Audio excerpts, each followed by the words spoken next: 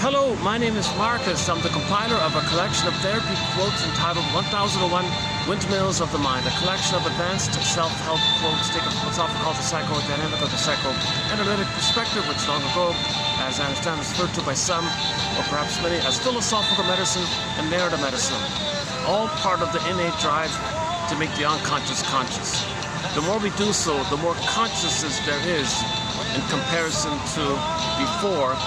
That communicates to the level accordingly. The more conscious we become, the more we communicate to our system, to the body-mind system, to the organism, to the person, to all of us, that we want to heal consciously, that we welcome healing.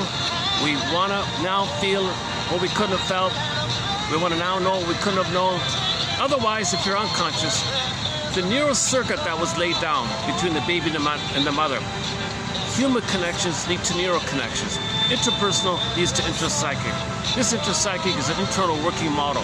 Okay, the prototype is there, the stencil, the imprint, the schema, the schemata, the blueprint, the working model. And if that model is based on trauma with the mother, you see, and the energy's in there, and the energy, the child's life force is to get mother's love.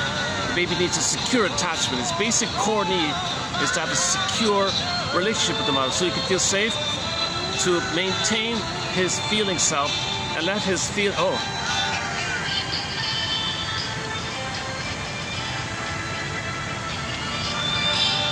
did we get him in the camera? A little baby gator just passed by there. Let's see if he makes a new appearance here. They're very shy of people when you appear. If they're on the shore, if they're at the edge there, when you appear, they skirt back in the water, but sometimes they make it a brief appearance. All right, enough about the crocodiles. We'll talk about the crocodile brain, the crocodile side of us, the survival brain, the limbic system, the amygdala, the brainstem, the survival system. Doesn't know time. Crocodiles don't know time. A part of our brain doesn't know time. A part of our brain, like crocodiles, just as crocodiles don't know time, a part of us inside of us doesn't know time. If there's trauma in that part of the brain that does not know time, that's the survival brain.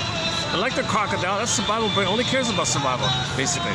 So it's not really in the loving kind of place, it's not in the relating kind of place, it just wants to survive. It's the basic, most ancient, primitive part of the brain that we still have. Well, the automatic nervous system, the amygdala, the stress response, fear and flight stress response. Oh, there's another one, hang on. Oh, that must be his bigger brother. Are we getting him in? Okay. If you saw a little wave in the water, that was a baby, or maybe a junior toddler. Oh, it's gonna rain on me here. Oh boy, okay. Oh, here's another one. Oh my goodness. Hang on.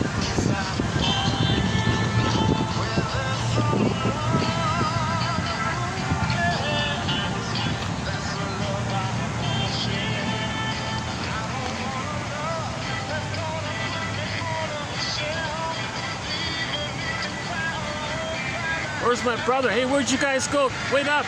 Wait up! Where'd you guys go? Oh, there he is over there. There he is over there. You see him? Oh, the brother's turning back for you. Don't worry. Wait, the brother's coming back. Your big brother, he didn't abandon you. He's coming back. Hang in there. Just stay where you are. He's coming. I see him.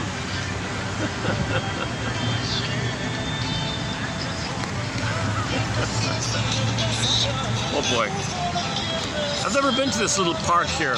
But by chance, I'm at the other end of town and I saw this little park here. A popular, well-known park, actually.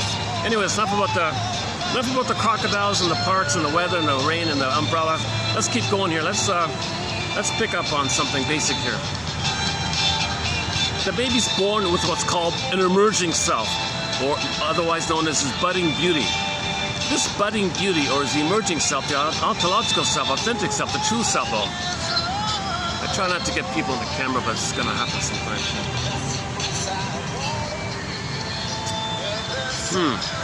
And I was hoping to get that nice tree. Is that it there? I sat here because I wanted to get that nice tree. Oh, there it is there. I wanted to get that tree in the background. Hold on a sec. Let me turn the camera for these people that pass here. There'll be a few interruptions in this video.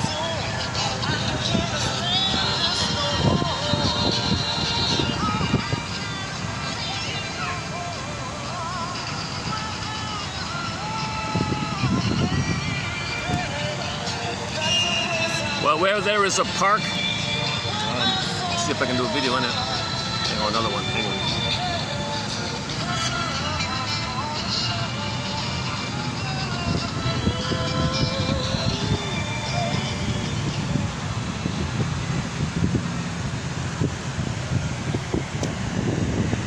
Another one. Hold on, hold on. Oh, it's busy here.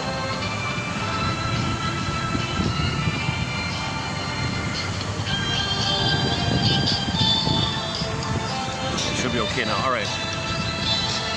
So we have what's called an emotional body, a feeling of embodiment, ensoulment. Means you feel real and alive. A kind of a hum. You feel at home. You feel this warm, comfortable, hum-like feeling. Okay. That's there in the beginning. So we're complete. We're whole. It's a natural state to feel alive, to feel real and alive. Enter the Velveteen Rabbit story.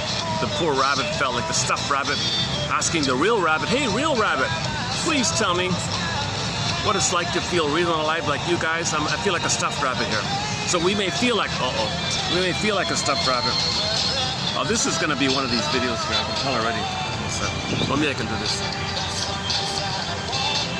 I got to get a new umbrella here for Pete's sakes. All right. How's the lighting? Still okay with the lighting here?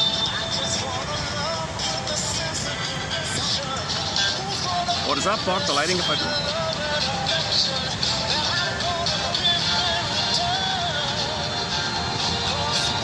Oh, there's our little friend here. Hang on.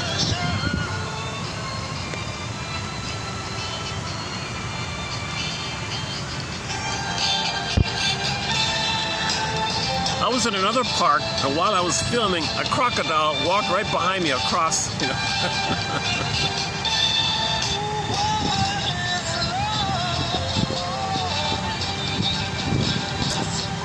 On the playback, I was laughing. Oh my God, there's a crocodile. So this is budding, it's emerging, it's meant to stay with us. We're meant to feel and maintain this ontological self, real self, authentic self. Okay, this is our I, our core I, and with this authentic I, this real self I, this beingness, embodiment, this sweet, inexhaustible fullness of beingness, if you have this beingness quality, this sense of I, like, oh, I've got an identity. Okay, then from there, there are various capacities that come from this place. Okay, called the capacities of the real self, and it's a long list, a very important list. And intimacy is going to be there, so you can bring heart to the body in intimacy. You can make apologies because you feel badly over a mistake, and you can articulate specifically things you did that you feel badly, but share all that information. That's considered an apology if you can share that you feel badly about what you did, but you name specifically, exactly in detail what you did, and you feel badly, but share that information, and you feel badly about it, and you ask for, and you know, sorry, I won't do it again. You know, like you have the ethics and the feelings to make an apology. Gratitude's a big one. You have a lot of gratitude. That's a major warm emotion of having your beingness. You feel love and warm like that. A key one with intimacy and is that you're aware of what's unique about you. The Great Spirit makes everyone a little unique. Okay? And when you're aware of what's a little unique about you and you express that, Masterson calls that meaning or path of heart, that you're sharing what's unique about you. So everyone's better off when everyone shares their gifts and their talents, whatever it is they got to identify, and it comes from the authentic self. A lot of the pain we feel is because we're missing that. So we some people say they feel life is meaningless for them because they don't have that authentic self, which allows them in turn to identify what specifically they can express, which is meaningful for them and everyone like that. A key one is the ability to feel joy in the present. Okay, the blue jay, the bluebird of happiness, the blue jay. Oh, the series is tied 2-2 now. At the time of posting this video, we're in the middle of the 2025 Baseball World Series between Toronto and Los Angeles. It's sort of half and half at the moment. I think today is Game 5 or something. Game 5 opened up with 2 solo homers. So just before posting, Jays are in the lead. Who cares? Maybe we'll talk about sports. We don't really have too many quotes about sports. Oh, the sun's coming. Oh, okay. Oh, hey, here's our, hang on. Are we getting him in? He's kind of walking away.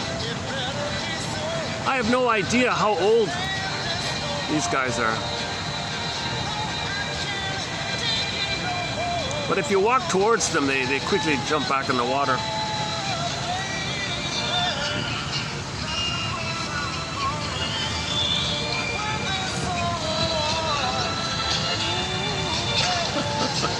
Oh, hey.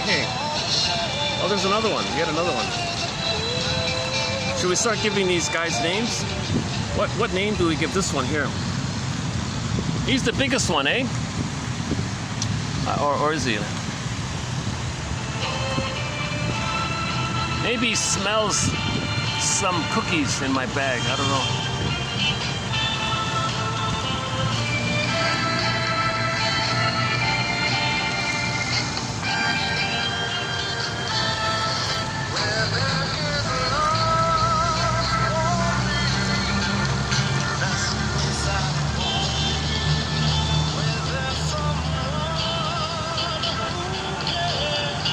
I think he's thinking about coming on shore, but he sees and hears me, so he goes further off.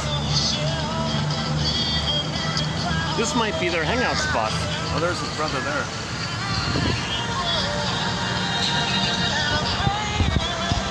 Okay, Mike, yeah, it's a bit of a novelty to see these crocodiles here. You don't see crocodiles walking around in Toronto, in my hometown, Toronto.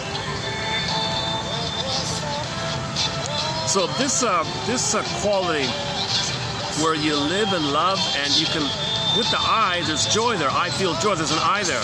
If there's a loss, well, I felt the loss. I admit there's a loss. I felt the loss because there's an I there.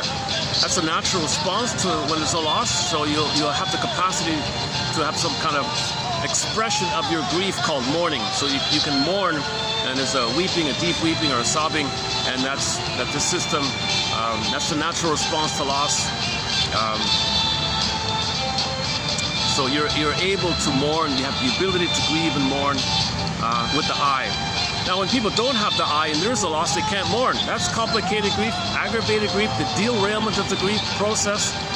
Man, oh man, that means when they go, as they live life ahead of them, every time there's another loss, that triggers the previous loss, which they didn't mourn and couldn't mourn. Now there's another loss which they can't mourn. Now I got this pain upon pain with each loss, and then another loss later on, and you add up all these losses, it has a snowballing effect. As the person's getting older, it's called the kindling effect. Just little things, like a little loss, a little disappointment could trigger all that mountain of pain that you couldn't mourn. Then the person becomes a curmudgeon, a bitter, stingy, grumpy, on eggshells kind of character. Every little thing, they want to micro-control every little thing, OCD, control freak, every little thing, because they can't have anything out of their control because that's a loss, and that brings them all the pain because they couldn't feel the losses. That pain means you can't feel sad. If you can feel sad, you won't feel pain. You feel pain because you can't feel sad. You feel pain because you can't feel joy of meaning. You feel pain because you don't have the ontological self, your sense of self. So it's all about this starting point. The starting point is the baby comes out of the uterus. Mother, I want to connect with you. I need a period of blissful oneness with you. Thank you for giving me my paradise, my garden of Eden, my Shambhala, my Shangri-La, my Nirvana. Thank you for giving me the oceanic feeling, the blissful feeling. Thank you for giving me, you're a wonderful mother. I felt safe in this blissful oneness with you. Everything was great in the womb. Okay. Enter the joke. We spend the first 9 months of life trying to get out of the womb, and the rest of our life trying to get back in. Just a joke. So when the baby comes out of the womb, okay, at the moment of birth, the baby says, Mother, I need an extended, social, interpersonal, womb-like relationship of fusion and merging and oneness called the unio mystica, participation mystique. I need that blissful oneness to continue. I need the Garden of Eden and Shambhala to continue. Mother, I need a continued Shambhala and Shangri-La. Mother, please, allow that to happen. I trust that you'll give that to me. I expect that you'll be there for me. I expect skin-to-skin contact. I expect the warmth of your body and the safety and the feeling that we're like together, and the emotions in the body go back and forth. Our skin is like bridges. I expect natural feeding. Okay, because when the baby, okay, the theory is when the baby's suckling, something about the mucosal nerves line up with the nerves and the nipples of the breast of the mother. It's like a train track called a trainment and a attunement, where the mother picks up the signals and is able to have this subtle, very subtle, uncanny, unwitting sense. Oh, baby needs this. Baby's not comfortable. She makes an adjustment. She understands the signals. She understands the communications. Mother picks it up, makes the adjustment. Thank you, Ma. I need this kind of rhythm of safety. I need the flow, musical rhythm. It's rhythmic. It's even considered rhythmic. In the uterus, Grassi thinks the first mother is music. In the beginning was music, mother, rhythm, okay? Baby, cord, placenta, right? To the mother, placenta, cord, baby, cord, placenta, mother, placenta, cord, baby, cord, placenta, mother. Okay, somebody put a beat to it. There's some kind of rhythm of the blood flow. You got the center vein and the two spiral up, and they think, Mott thinks that the center vein and the two that go up, so the center vein in the cord sends all the food, it goes straight down like that, and the other two sends up the baby's waste elimination to the placenta, which takes care of it. That's all like a rhythmic kind of flow. Grassi, back to Grassi, Grassi thinks mother's heartbeat, like the mother doesn't, the baby inside doesn't sense a mother. So what might be mother? What might the baby think is not him? If he thinks everything is him, if possible, what might not be him? Maybe his eyes are closed, maybe he senses on some level the vibrational movements, mother's heartbeat. Okay, there's your bass, your drum beat, the pulsating of the cord. Okay, there's your bass line. And the blood flow, the three blood flow back to Mott, he thinks it corresponds to the notes of the musical scale, the C scale. A, B, C, do, re, mi, 1, 2, 3. And the blood flow down and up and down, it goes A, B, C, do, re, mi. So you put it all together, he's got some kind of rhythm going on, some kind of music going on. Hence, back to Grassi, the first mother for the baby is music. The musical mother. Mother is music. For the baby in the being, that's her theory. Oh. 1 second.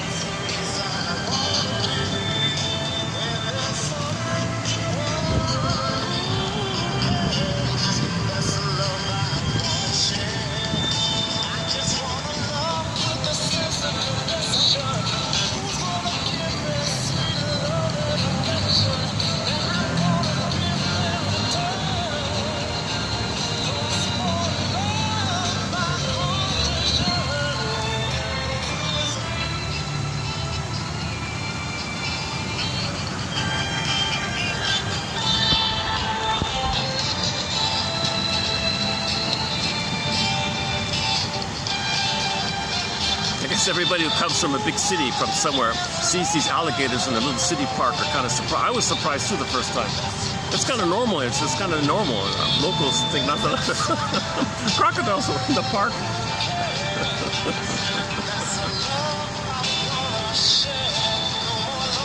Yeah, so back to Grassi, the musical mother.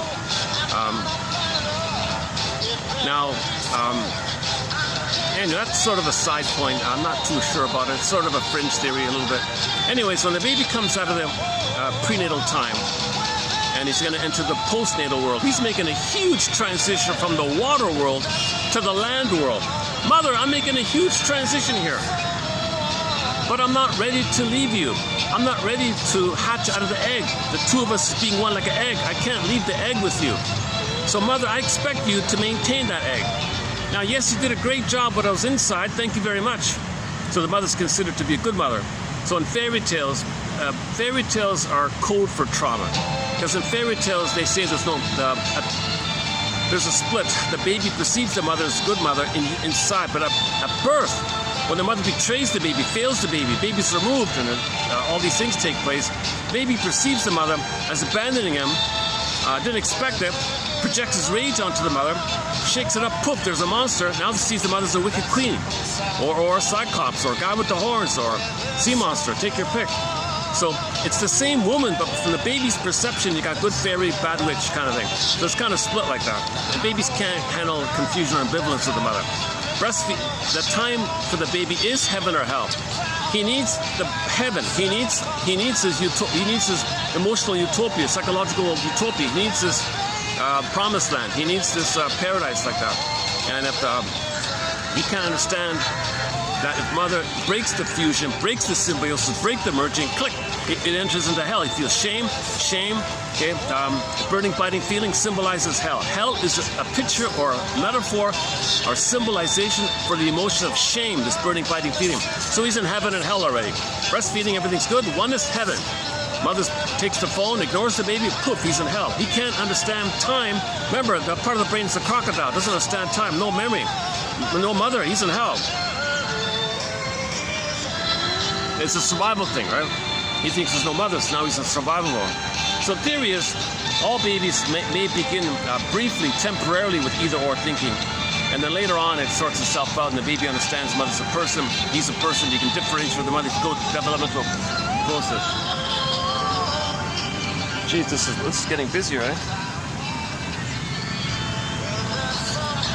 When I set up, it was quiet behind me, now it's getting busier. Oh, the sun's coming out. It's going to get later in the hour. Oh, it's going to get busier. It's really my first time here. I don't really even know where the park begins. Where does the park begin and end? I'm not even sure which. Oh.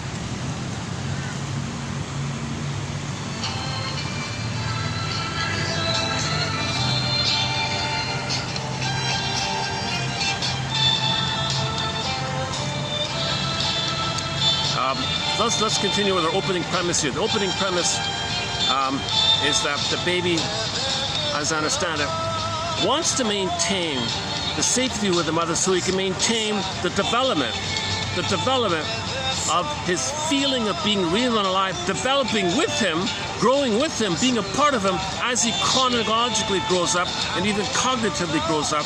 He wants his emotional age, his psychological age to correspond and fit with it. He doesn't want to split where the emotional age is frozen, called stunted development, arrested development, developmental arrest. That's a pain like that, because in that early pain, he can't live a love anymore. So his feeling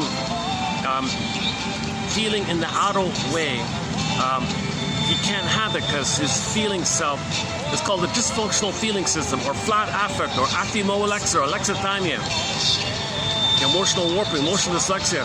Something happens in the feeling realm where in one fairy tale, the pin goes in a collar.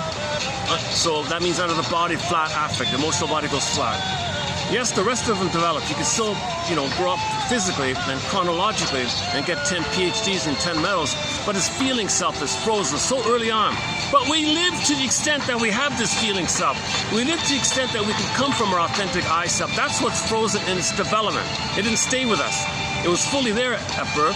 That's why the baby's screaming, "Mother, Mother, I'm coming out of the canal here. Please, please be there for me. I expect you to be there for me. Please leave the cord. Please leave the placenta. It's called a lotus birth, Mother. Give me time to make the transition from the water world to the land world. Give me time. The cord's still pulsating. I'm familiar with it. The placenta's there, and some sidebar. Some people think the first mother is not music. It's the cord of placenta. If there is a first mother for the baby, it's going to be the cord of placenta, they think. Mother, I need time to let go of my original mother, the cord of placenta, and to you, give me some time here. Don't shock me like this. That's birth trauma, shock trauma, betrayal trauma. Mother, so please, it's called the lotus birth. Mother, please look up online or ask AI to tell you all about lotus flowers. Ask AI to show you a picture of a lotus flower. You got the flower, you got the stem, and you got the pod. You got that, Mother? Flower, stem, pod. Okay? Imagine that as me. Imagine the flower is me. The cord, okay, that's the cord, the stem. The pod is my placenta. Look at the flower. It's all three parts, all together, all intact. Now, I want to be intact. I want to be whole. Don't rob me of my wholeness. Allow me my wholeness. First of all, the cord's still pulsating. I'm still getting oxygen. It's connected to my placenta, which connected me to you through the placenta. So that's kind of like my power animal, Okay, sidebar, many indigenous people think the placenta of the cord are like the baby's power guardian animal, spirit guide, animal power, animal spirit, angel guide, power source. You know, it's a real, very important for the baby, the corn placenta. It's alive, it's pulsating. Some nurse on YouTube said the only time she's a doula or a midwife, I forgot. She said the only time ethically, morally, emotionally, spiritually, you're really ever allowed to remove the cord before it falls off on the soda cord is after a couple of days when the cord goes flat like a pancake and all the blood is finished. So it looks chalky, like whitish, like chalk white or something. There's no blood. So if you don't see any reds or yellows, reds or purples or blues, like that's the blood going through it. If it's clearly chalk white and the cord is flat, okay, then maybe it should be okay. It'll fall off on its own accord anyways. But if you are impatient, at least wait for that. So the mother might be saying, "Please, mother, at least wait for that." Another theory about the birthing is, "Mother, please, when I'm about to come out," well, first of all, prior to that, "Mother, while I'm inside, please don't smoke, drink, take pills, go to heavy metal concerts, don't argue, don't watch scary films, let me have my peace here, because if you're stressed out, some of your cortisol might go to me. If you smoke, you're robbing me of oxygen. If you smoke, mother, your system got to compensate. That'll be less oxygen for me to receive through the cord to me.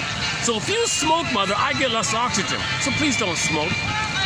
Don't do stressful things or alter the chemistry too, because I can be affected by this stuff here. You know. So please be peaceful and happy. Watch the Partridge Family. Watch some light, fluffy sitcoms. Read some fun stuff. Take it easy, mother. Will you please let me swim in a peaceful kind of floating place here. Don't make me kick around out of fear. Please, mother, if I'm kicking, don't call your friends over and say, "Hey, everybody, look, Junior inside's going to be a soccer star." Don't do that, mother. I'm kicking because you stressed me out. I panicked. I started kicking in my panic. I was afraid. I wanted to run, but I can't run. I'm in here. But I'm kicking. I'm trying to run.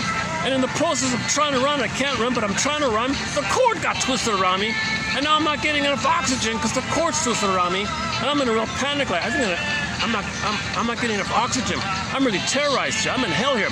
Don't be so blasé and nonchalant and say, "Hey, everybody, look, Junior's going to be a soccer star. He's practicing inside. He's going to be the next Palais, what is it, Palais, Maladon, whatever those guys." So that's what a misattunement. You know, that implies mother's misattuned all along. Don't allow that kind of thing to happen.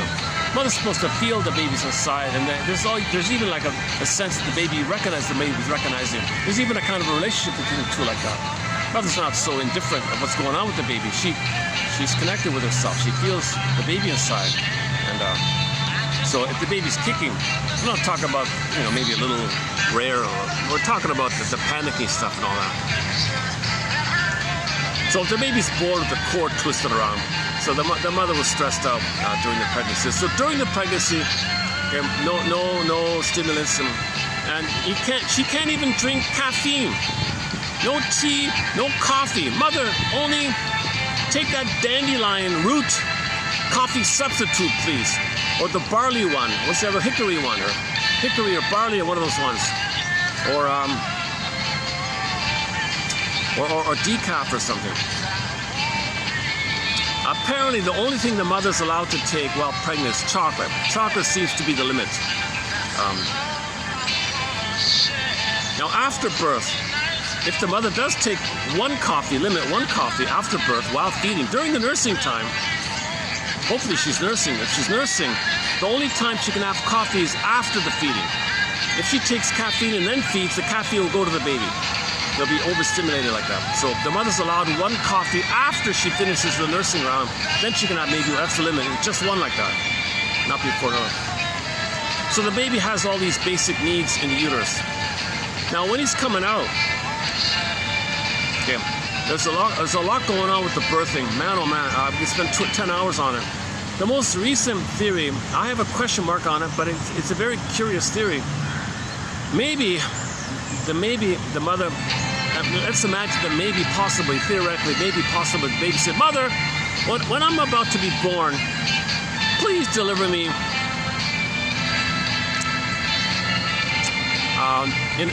Allow me to come out smoothly, please." "What do you mean, baby?" "Well, Mother, I heard, rumor has it that all you mothers out there are putting that when babies are being born, that the mother's on the back and the legs are up.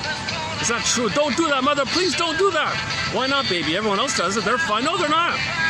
"What do you mean?"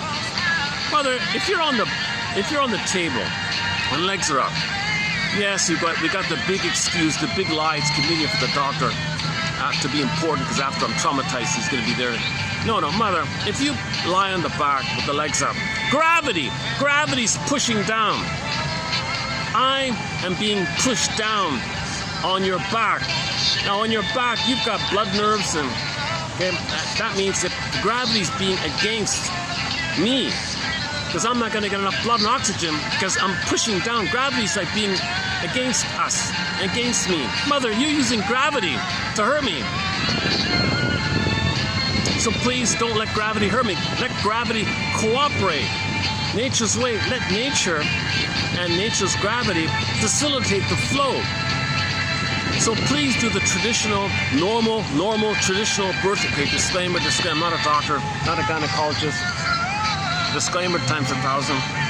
I'm just doing like a philosophical rambling here, kind of. So just think of this as a fiction or something. I don't know. Some truth, so it's just all question mark. Keep that in mind. Disclaimer. Maybe there's always exceptions and special emergencies and all that. But let's just go back to our conversation. Mother, I heard also through the grapevine. I heard it through the grapevine. That for millions of years or whatever, that mothers would squat, and gravity would be part of the flow of the natural birth. So the gravity allows me to come out with the gravity being for me, for my birth, for my smooth delivery. And when you're squatting, the pelvic space is open to its maximum, allowing the maximal space to allow me to come through. So when you squat, I got the space. I'm not gonna bump up against the tailbone. I'm not gonna, if it's too tight, I'm gonna be bumping and you're gonna clench up and you're gonna fear. I'm coming out, I got contractions behind me pushing and you're freaking out and you're tightening. I'm pushing, I'm in a life and death struggle, trying to come out, you're tightening, I'm being pushed in the back, I'm blocked here. If I stay in, okay, whirlpool, odyssey, whirlpool. I'll drown you. I gotta come out, but I'm banging. Get hard place. I gotta navigate this thing. Mother, come on. The one theory about the odyssey of those two is this birthing thing. You've got to navigate between the whirlpool, staying in, drowning, or always this hitting thing, the banging like that, banging because he can't get out. But if he stays in, he can't stay in, and he's banging, he's trying to get out. So he's got to kind of have this fine. And in the odyssey, you see the boat, trying to navigate carefully between those two. So that's one theory about that scene in the odyssey. Another theory about this life and death struggle, some people think that a lot of these epic battles in Greek mythology, these mega battles between the gods and this god's fighting with that god, this bad life and death struggle, that's code for this stuff here. The baby's in an epic battle of survival. It's from the baby's small point of view, it's a huge kind of thing. Oh, here's our friend.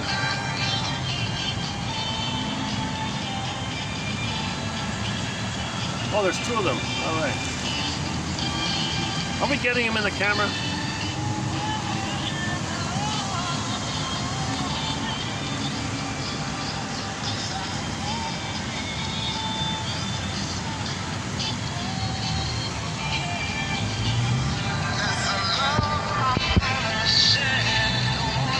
Looks kind of peaceful. Actually, looks pretty. What a projection. I think he looks peaceful and calm, but he's just hyper-focused. Where's that little fish I want to chase or something?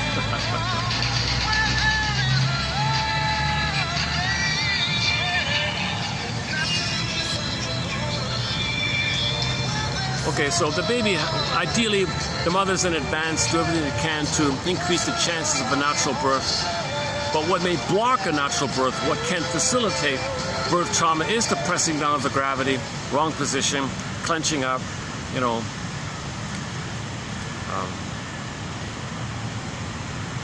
Whatever takes place.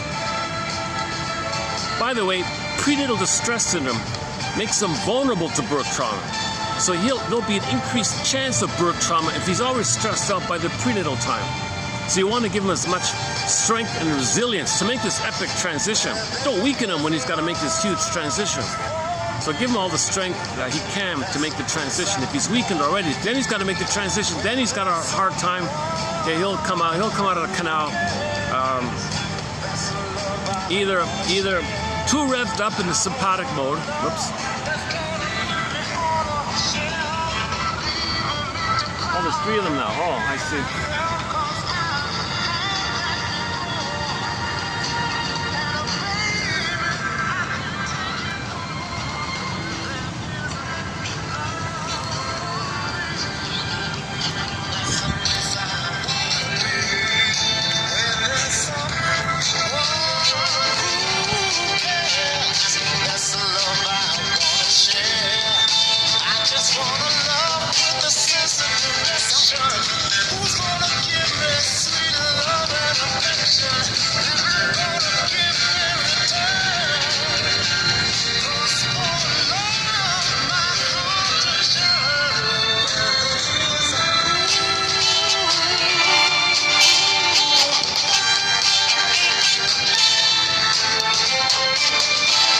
Where's that nice tree?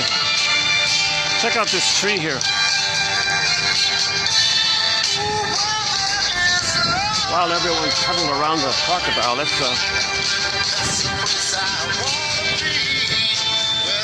we're getting it in there. There it is, right? In the middle.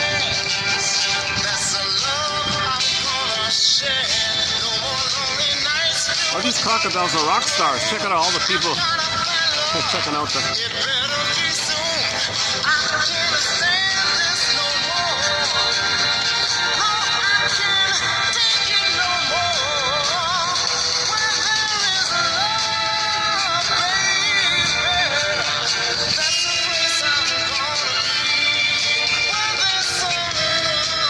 Now I thought about setting up here, but there's just so much traffic. Huh? This is a tiny park. This is better.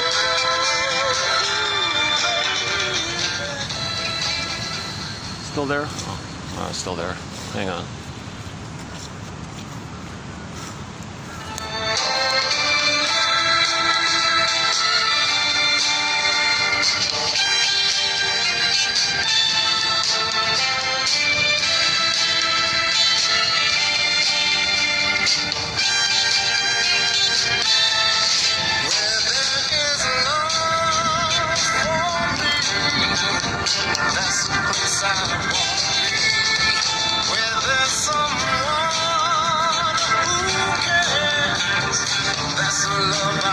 Still there. Hang on, hang on.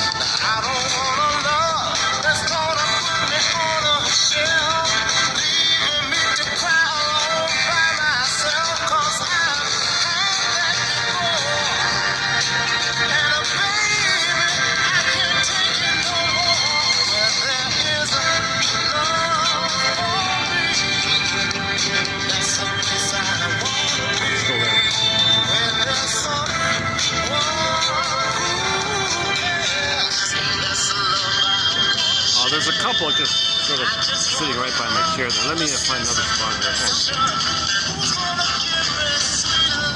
Okay, where were we? Let's see if we can continue here. Okay, anyways, the prenatal needs, the birthing time, that's stage 1 and 2. Now, part 3 is from birth to 4 to 5 months, the symbiotic phase. If that's crashed, man oh man. See, that'll lead to oral fixations. That'll lead to an entitlement for wanting it all. The memory is there that the breast was missing or hurt him, and you didn't get a proper time in the feeding and all that. Oh, they're going. Okay, let's go back. Oh my goodness.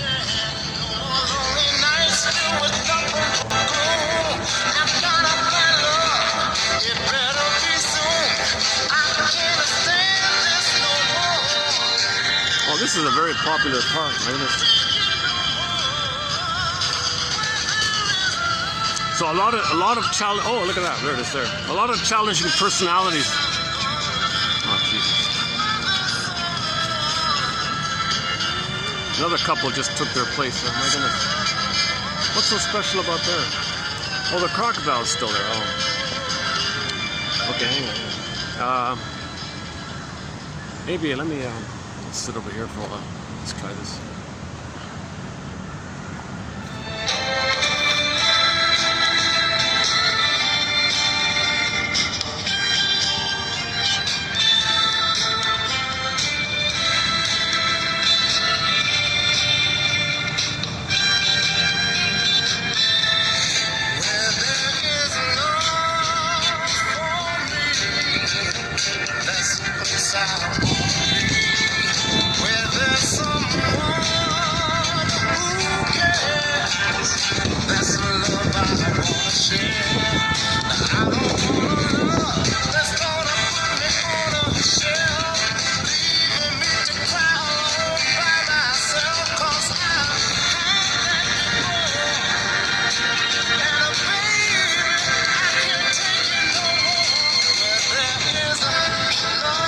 These guys are popular, eh? There's 3 of them here.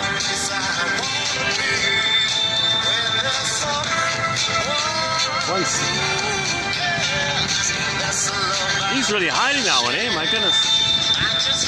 They're quite a team, those 3, eh? He's looking forward. He's looking to the side. He's looking to that side. There's 3 of them.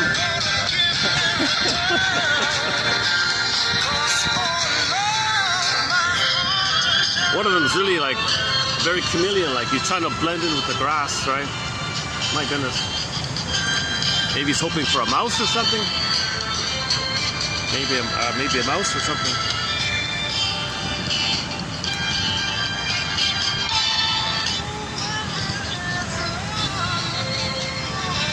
Oh my God! Another couple, 3 in a row. Oh my goodness. Okay.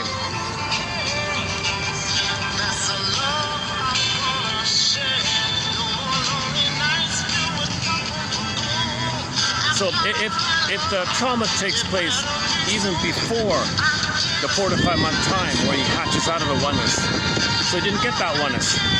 Man, oh man, there's problems.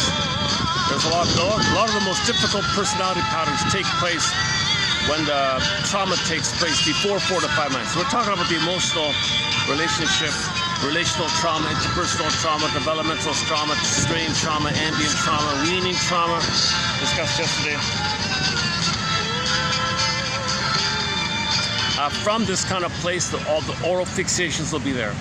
Okay, extreme attitudes where people say, I'm entitled, world's only living. Those kind of the psyche splitting is still, the either or is going to be there. The philosophy is jungleism thinking, because the baby's going to perish. Okay, he cried, mother was misattuned, he cried further. Anger was an SOS for love. Anger is a cry for love, an SOS for love, a signal for love.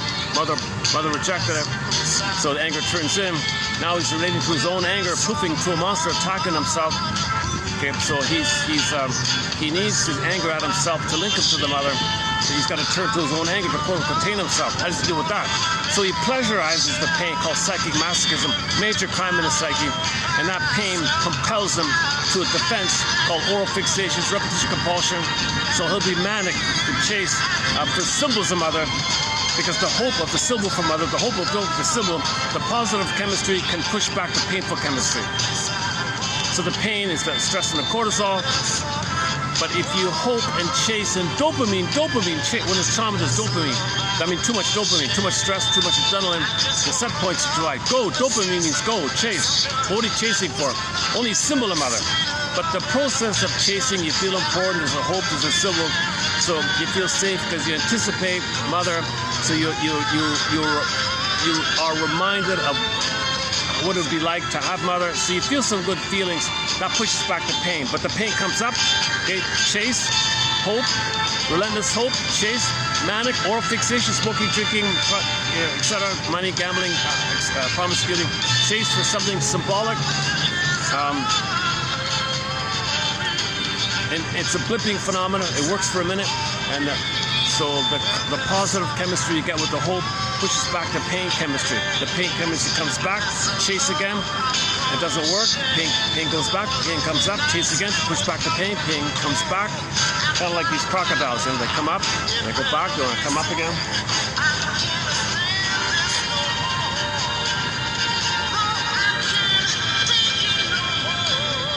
Okay, this topic on dopamine was recently covered. This kind of oral fixation was covered. Actually, today's quote below by Bergler, he discusses smoking as an example of one of the oral fixations. So smoking is an oral fixation, oral regression. Alcoholism, of course. A whole bunch. Oh, Jesus, hold a second. Maybe it's time to move, huh? Working.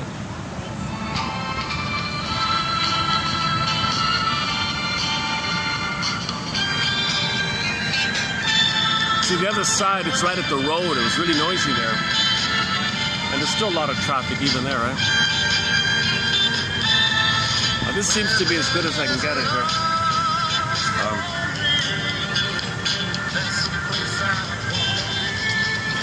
This is the place I'm going to have to choose to want to be for the time being, right here. So, oral fixation. So once again, the musician Kim Mitchell has an album called Oral Fixation. Okay, you see the mammaries, the bountiful teats, okay, the mammaries there, and you got the characters below it, but they were adults. The image means they didn't get feeding, and the teats were bountiful. The mother didn't feed them. They didn't get it, so they looked for symbols of it. So one guy was wolfing down voraciously the quadruple burgers. He's an overeater, a voracious overeater.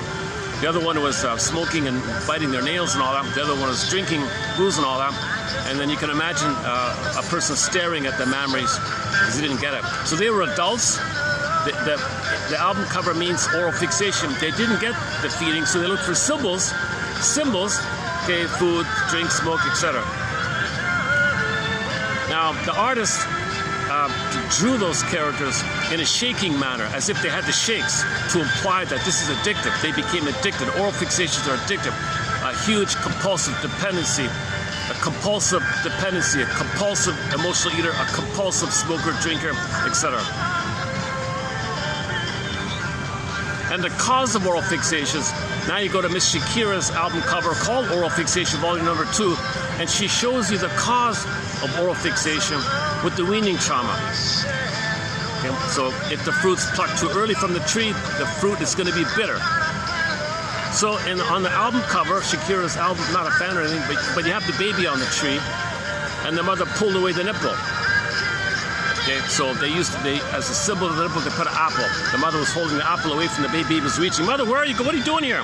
That's too premature.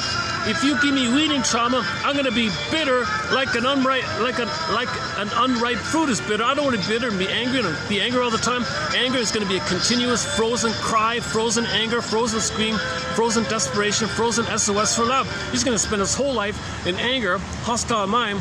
Okay, and then that prejudice is going to be there. Yesterday's topic, prejudice means anger, prejudice, cry for love.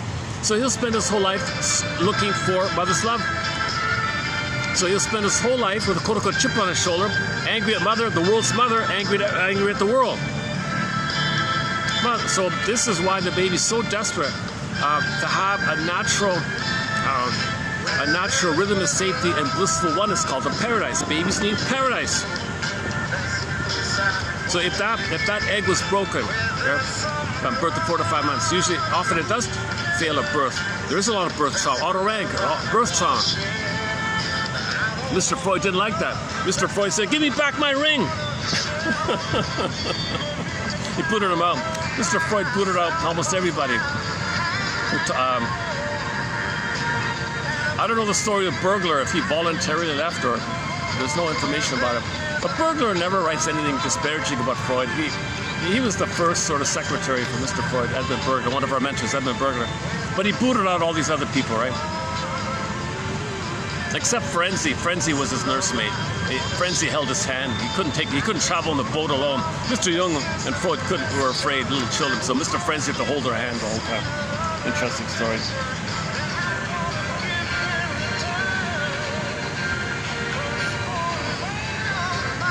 I see. They're quite a team, these three alligators. One is looking that way, very focused. The other one's looking the opposite way, very focused. And the third one's looking straight ahead, very focused. None of them are looking at the water.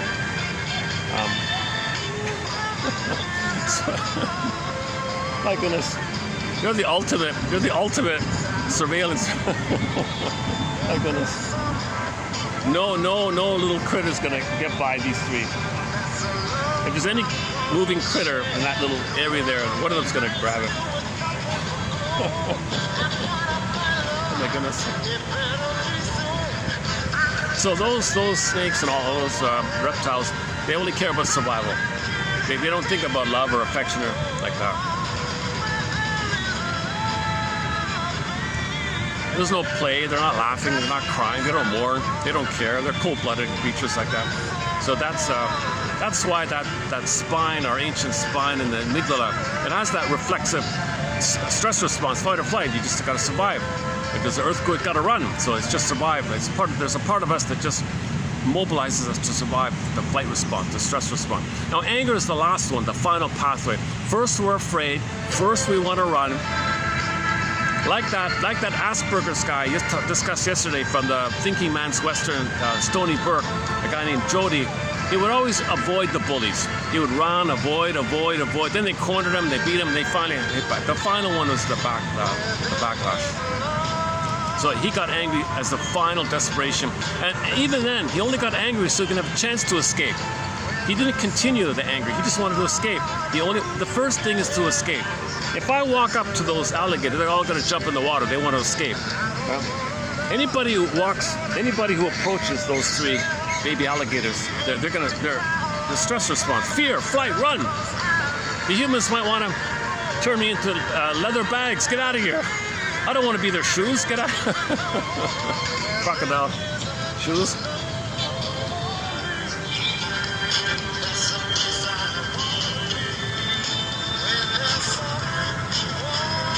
Okay, so oral fixation is a huge topic.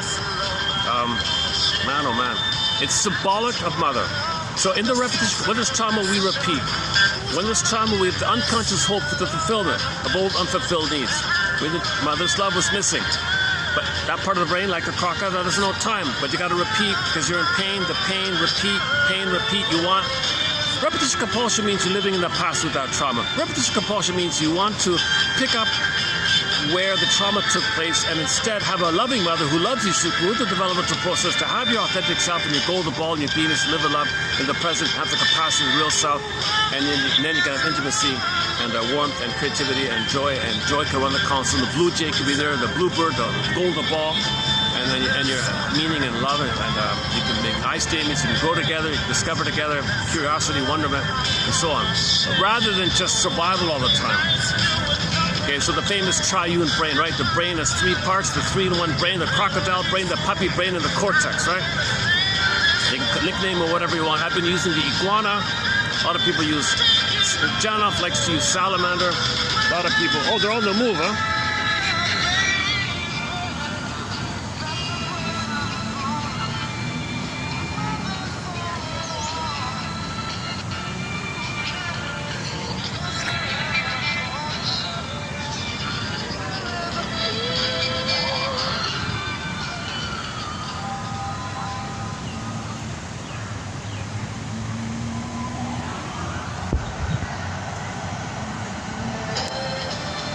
Okay, let's jump into one of the oral fixations, the smoking one. Today's one below by Bergler. Okay, let me turn off the music for that. Okay, let's dig this one up here. Okay, so let's a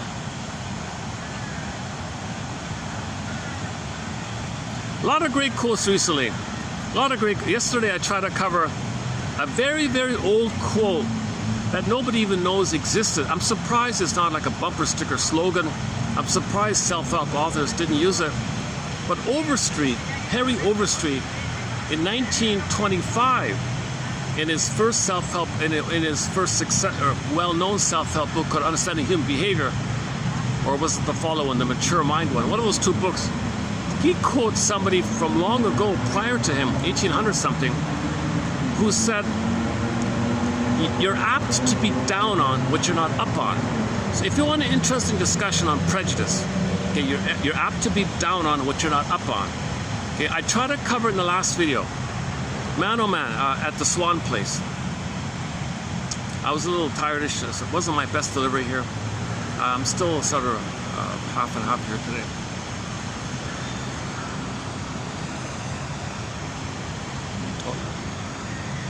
I don't want to get people behind me, but sometimes I gotta.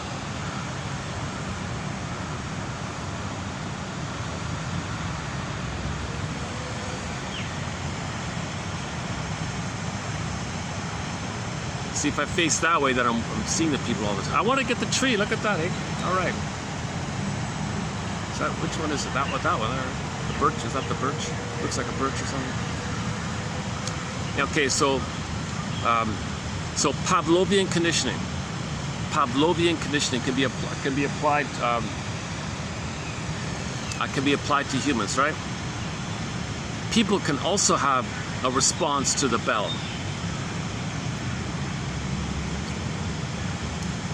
So the antecedent, the prejudice, okay, fear of the unknown. I'm not up on it. I don't know it. I'm going to be down on it. Prejudice. I'm going to hate it. I'm not up on it. I don't understand it. Well, the first point where it all began, where the baby didn't expect mother to fail him. His rage poofed her into a monster, a huge unknown, a huge, scary, unknown thing. Okay, so later, Pavlovian conditioning. Later on, something unfamiliar, you don't know it. Bing, bing, bing. Okay, the thing that in your unconscious flares up. Now you're feeling the old fear. But that fear is your own anger towards your mother rebounding in on yourself. But the image of your anger, the physiology in the primary mentation, primary processing, Alice Warner, pre-linguistic, pre-verbal, it's all visual in there. So the anger poofs into a monster. Monsters of the id. Monster. This is an unknown to the baby. Of course he's going to be down on him. Of course he's not up on it, so he's going to be down on it. Of course he doesn't understand it, poor baby. So that's the first prototype. The prototype is there. So Pavlovian conditioning. If something in the present's unknown to you, you're not up on it, you don't know it. It's different, something new, different language or something. Just something unfamiliar, like the guy with Asperger's in the Jody show. Why? What is that? This guy has Asperger's. What's that? Okay, whoa, unknown. Bing, bing, bing, bing. And the newspaper guy said, yeah, he's dangerous. And people believed him. Thankfully, Mr. Burke interrupted it. He was a peaceful, gentle guy. And the conclusion was, ironically, the Jody, the Asperger's guy, was psychologically, emotionally healthier, more developed along, because he's still childlike. Yes, he's a young child, but he's not like the psychopath, the journalist guy.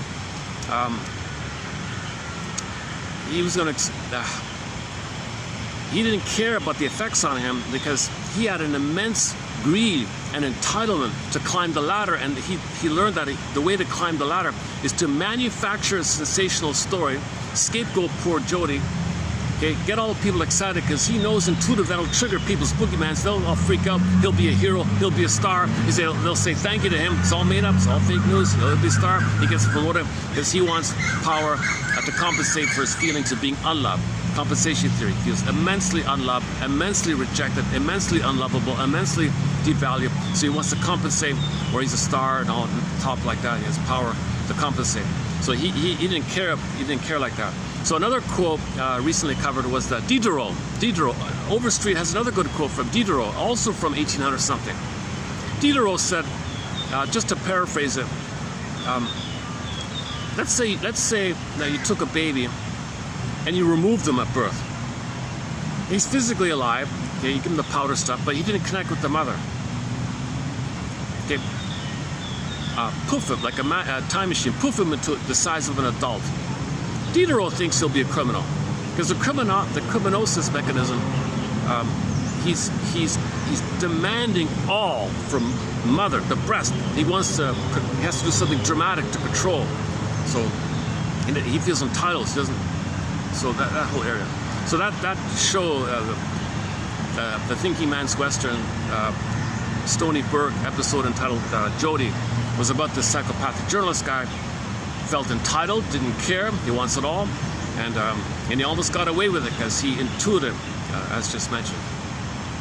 So Burke was saying, you know, ironically, you think this guy with 10 PhDs in manipulation and rhetoric and writing skills and propaganda skills, and you think he's skillful in fooling you with his PR and all that. And, you think he's developed? Oh yes, he's cognitively developed. He's developed in that way. But emotionally, feelingly, like love and all that he's frozen around the birth time. Whereas Jody, he cares about others, and he has a natural response to stress. He still has hope for love. He's still further on. He's childlike, and he's not developed academically in other ways. But emotionally, from an emotional point of view, he was kind of further along like that. So Burke was saying, you know, like, notice that, like, he's actually healthier for all of us like that. Whereas the guy with 10 PhDs in hate rhetoric propaganda, he's emotionally regressed further along than the Asperger's guy. So the Asperger's guy superficially looks Arrested Development. They even use the word Arrested Development with him, only in a cognitive way, okay, of learning and all that, and with Asperger's like that. But emotionally, the newspaper guy, had Arrested Development even prior to it. And he had a huge projection because he's the guy that accused him of Arrested Development. He had Arrested Development. He's misusing the term Arrested Development. It means an emotional development. The feelings, I feel therefore I am area. He's talking, that's the Arrested Development. Yes, some people use the phrase Arrested Development in the cognitive area. So there might have been a little.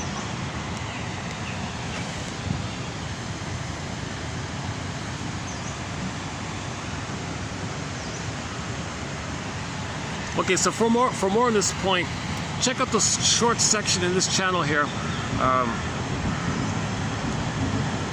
It begins with prejudice. Prejudice as a remembrance that when you were a baby, your final pathway of rage and anger and hate, mother hates you. Hate is an SOS for love. When the baby was angry at the mother or hated the mother, his hate is an SOS for love.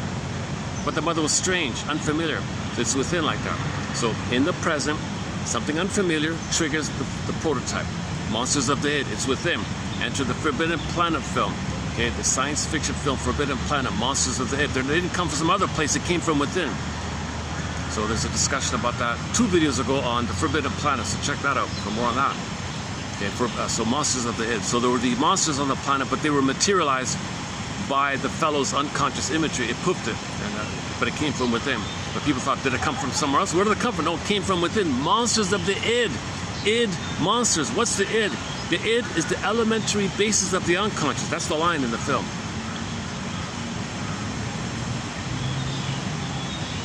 So Overstreet, his sort of theme throughout his writing is about the psychological maturity, emotional maturity. It's got to stay with you with your body maturity and PhD maturity and physical maturity and getting chronological age maturity. He thinks it's a psychological age.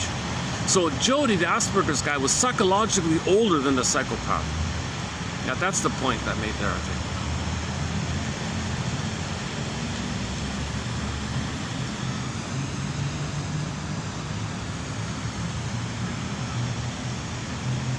Okay, let's just go back to Bergler here. Let's see.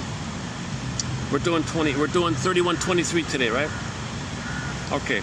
So here's now Bergler's theme is a thing called psychomasochism, which he explains in this video here a little bit. It's sort of a theme throughout his writing. So Edmund Bergler has made an immense contribution on a variety of topics.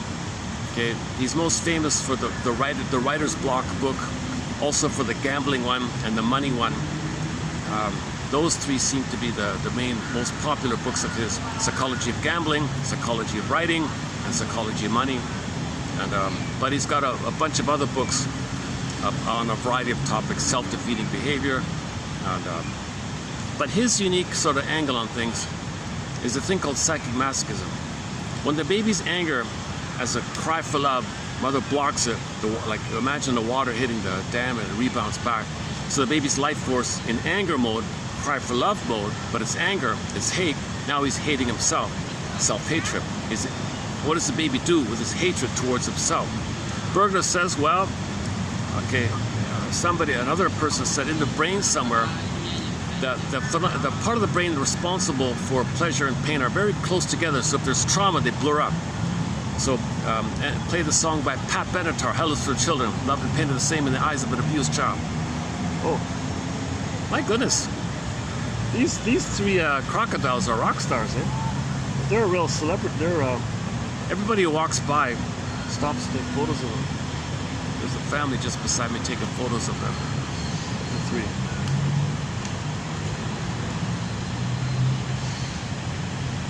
Maybe I should move down it. Wait a second. Maybe I should try another spot here. What if I just moved it a little bit over here? What if I just moved it here?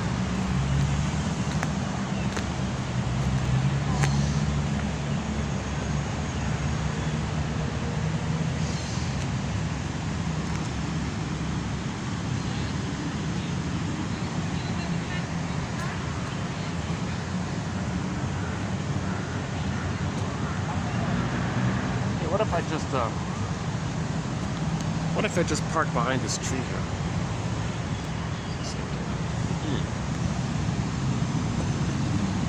Maybe the alligators will move accordingly.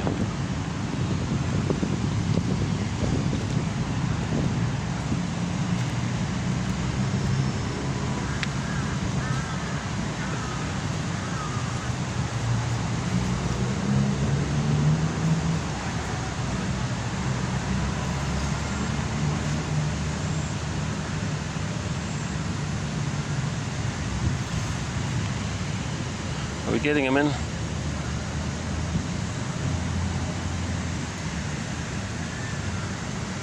Can you see them? I can't even see them here. Let's see.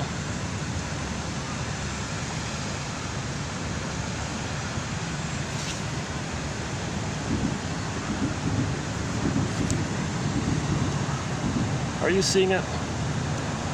They blend in so well with the grass, you can hardly see it, eh?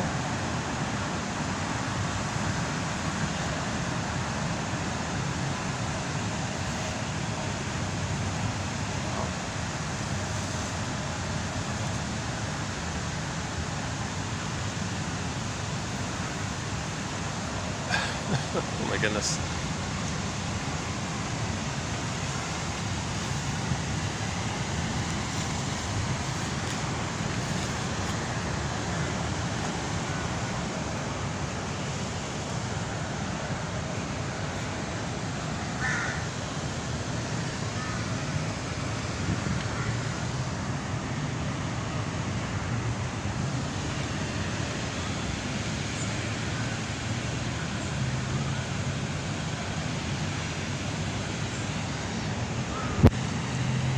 So it's hard to argue with Bergler. You can't prove it. You can't not prove it.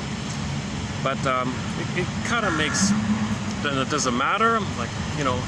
So he says when the baby's anger rebounds in on himself, how do you deal with that? Your baby's passive. His anger's hitting himself. It's meant for the mother, but he's fused with the mother.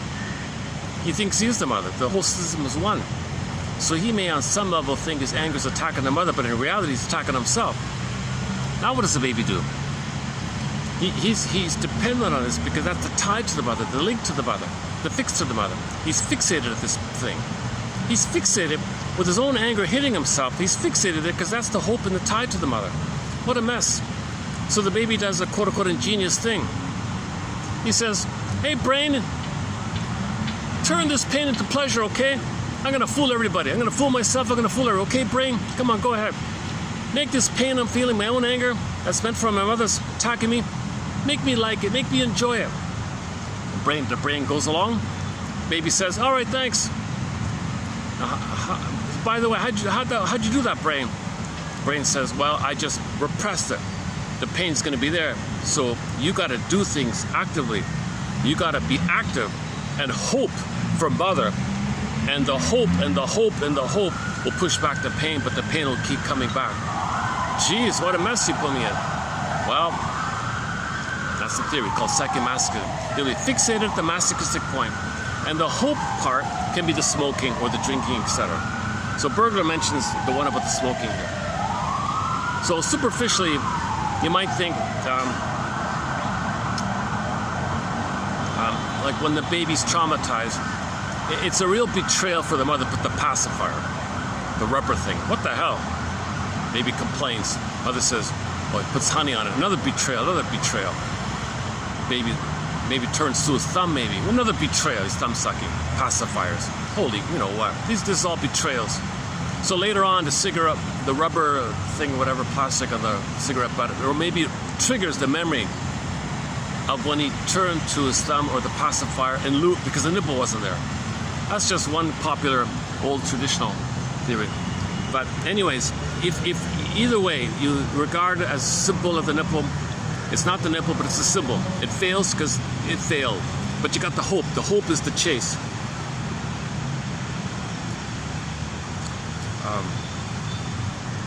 Okay, then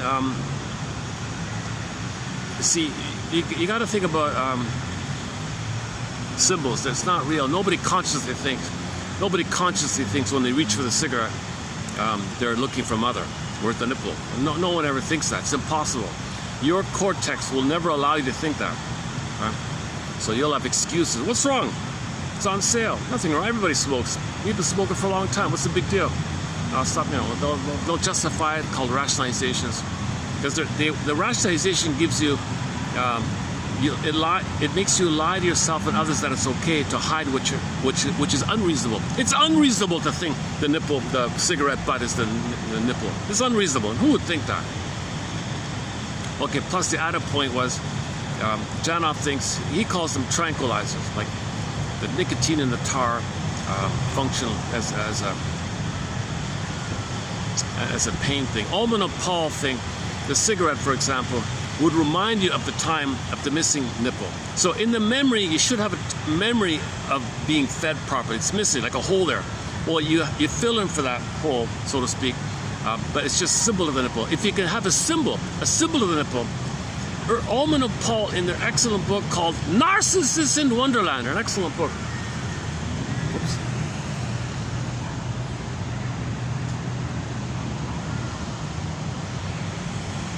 That's one thing. That's one good thing about parks. I feel a little more freer and opener. I can't really talk in an animated way in some places, in a coffee shop or something.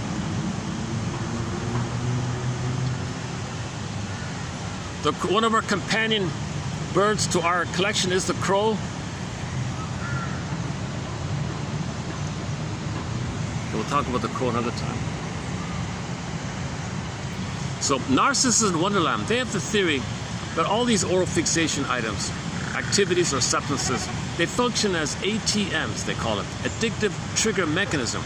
It's an ersatz or pseudo or imaginary, illusionary, fake, just dream. Ersatz means fake, self-object. So that's a polite way of saying nipple or breast or mother, self-object. Because the mother's meant to be the symbol. What's the mother? The first mother's the breast and the nipple. Nipple, the breast mother, the self-object. So they don't say nipple is the fake nipple. The cigarette is the fake nip. They don't see. It doesn't. Yeah. You need some jargon to put some distance or something. So they would say self-object. Ersatz self-object. So these things are ersatz self-objects, which function as an addictive trigger mechanism. Because what it does is it reminds you of the good old days when you were one with the mother, even if it was just in the uterus.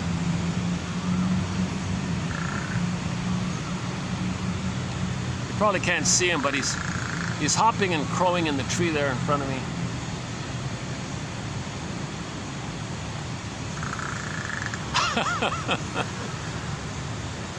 He's got a sore throat or something. Oh poor bird. He can't make his usual crowing sound, huh? Oh Jesus Christ! Nobody can hear him. He's barely audible. He's ill or something. Maybe swallowed something.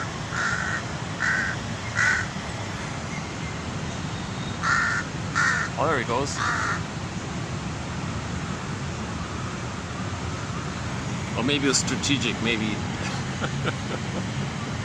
It's a whole other world, eh?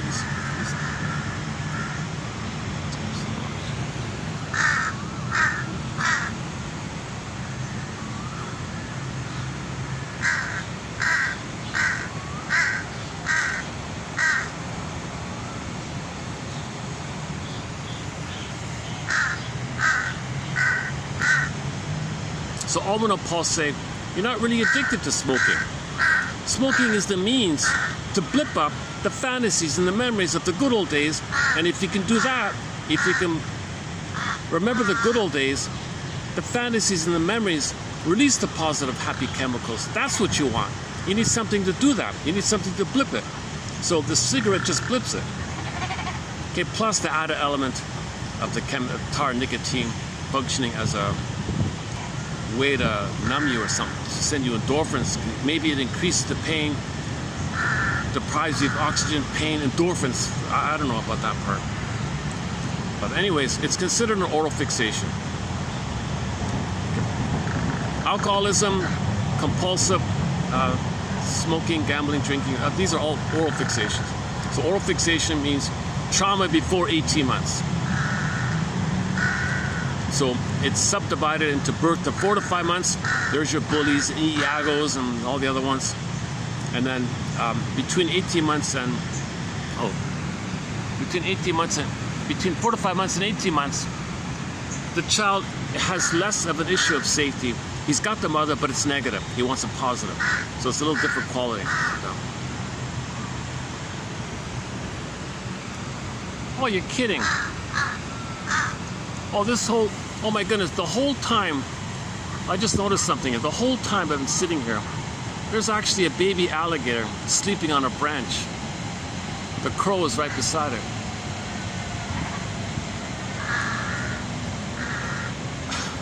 These guys really blend in, my goodness.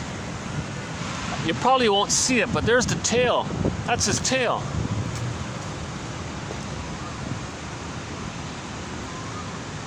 Let's see.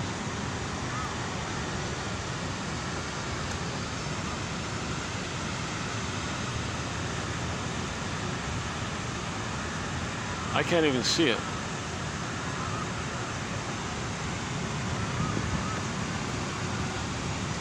If you see like a branch just sort of hanging straight down, that's the thing, that's the guy's tail.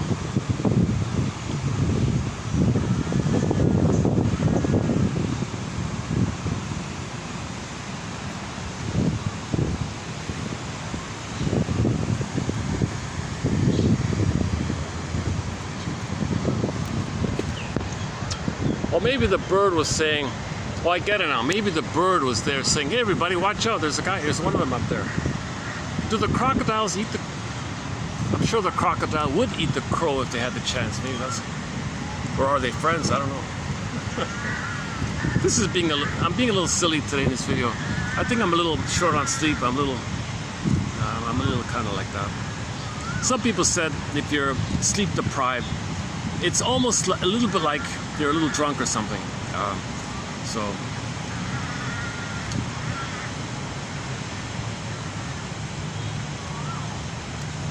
we don't have many quotes on sleep. Maybe in the future we'll see if we can dig up some quotes on the importance of sleep and the REM and all that. Okay, let's go back to Professor Bergler. Doctor, he's a medical doctor, by the way. He's no flake, he's a heavyweight.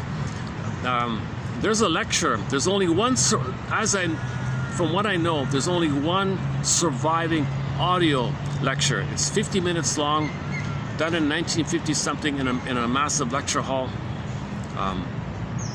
He's funny. He's humorous. He's alert, and it was so nice. We just found that some podcaster talked about him and mentioned that they themselves found it in some digital archive of a Buffalo University archive. So if you look up, let's see, Buffalo State University in the search engine, digital comments, type in Bergler, there's only one in there. That's a great lecture. He covers a fair bit in that. At least you hear his voice, he gets a sense of who he was. We're doing 23 today, right? 31, 30. Okay, Bergler. Look, so here's the man himself, Edmund Bergler. I kind of regard him as Freud 2.0 in a way. If there is a Freud 2.0, he gets my vote for it. It's totally different, but...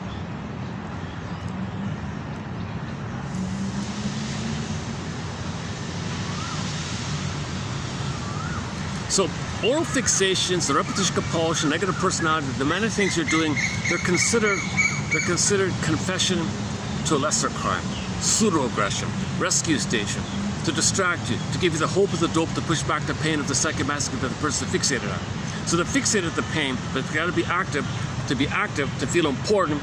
So the important part and the hope for mother. So the two parts, you got the identity of grandiosity and the hope for mother. So you got a self and mother. Two parts. So you need mother and you got a self. To preserve your identity of grandiosity, you got an infantile megalomania, you feel important. So when the person reaches for the cigarette, he's important. You open the package, he's gonna buy it. Fancy name on it. There's a Hollywood star on there. Whatever.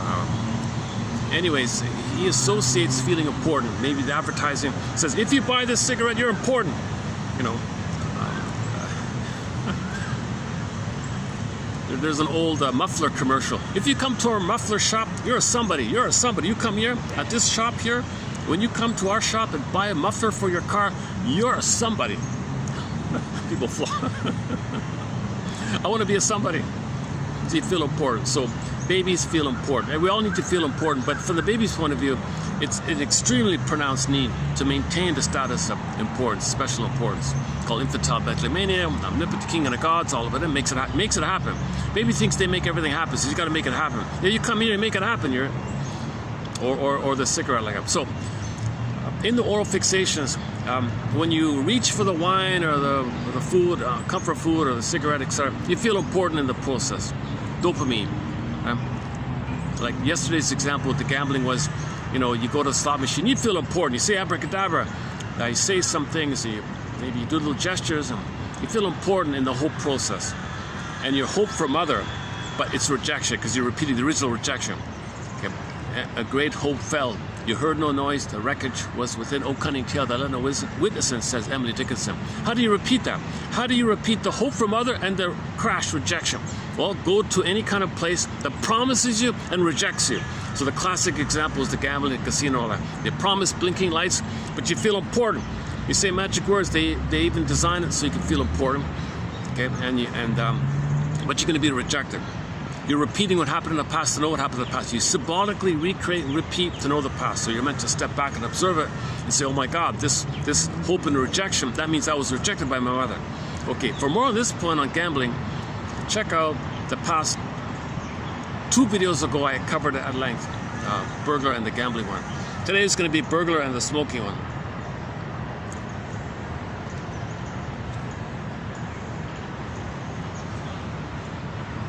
Oh, it's not funny. The whole time, I can't believe the whole time I've been sitting here right in front of me. Can you see it from here? How about this angle?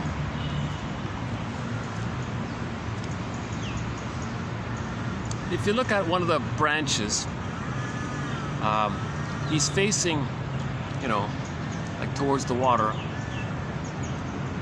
slightly on an angle upward, and his tail is just vertically straight down, like pointing down kind of thing. If you see what looks like a branch kind of oddly pointing straight down, it's not a broken branch, it's the guy's tail. Okay, this is a whole novelty thing for me. This is the most intimate I've ever been with these little critters here.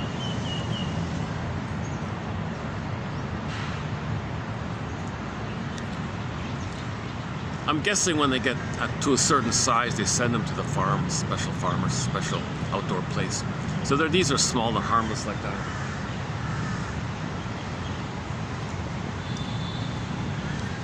How are we doing here? Let's check the time. I got a fairly early start here. Oh, 3:10 already. Oh, it's only 3:10 already. You're kidding. I thought it was like 1 or 2. Oh wow, it's 3:10 already. Really? Okay, let's go. Let's begin here.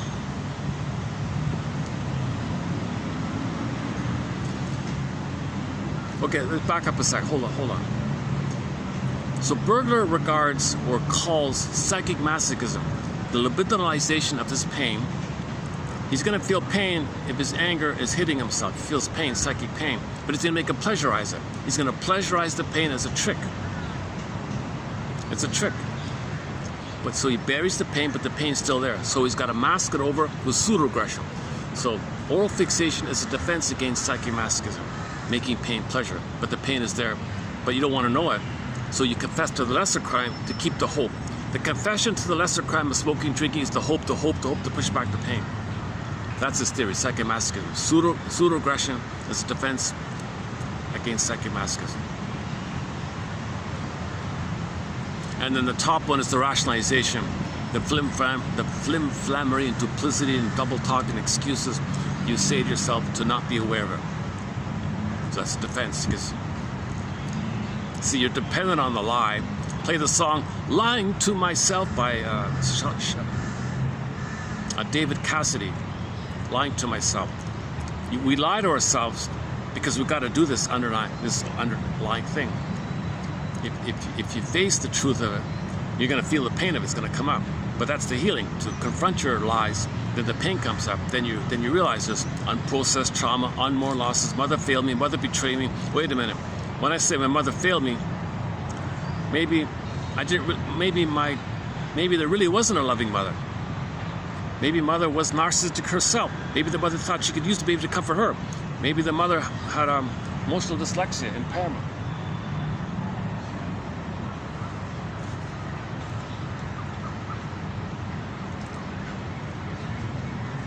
This material is for adults, but I always wonder, it's like someone's just sitting to my side there on the bench, a little eavesdropping a bit. And I wonder, you know, like maybe he'll hear something, and then when he's in midlife, something about, what's this about Bergler? What's this Edmund Bergler? I heard that name somewhere. What's that about? And maybe it'll be like a seed or something helpful. It's interesting how people are searching in preparation for healing. We're trying to heal. There's an innate drive for healing. Innate drive for healing. Nature's Way. Yesterday we closed up with the song Nature's Way. A cover of it by Streetheart, a band called Streetheart. Kenny Shields. Kenny Shields, the lead singer, just before he passed away, did a cover of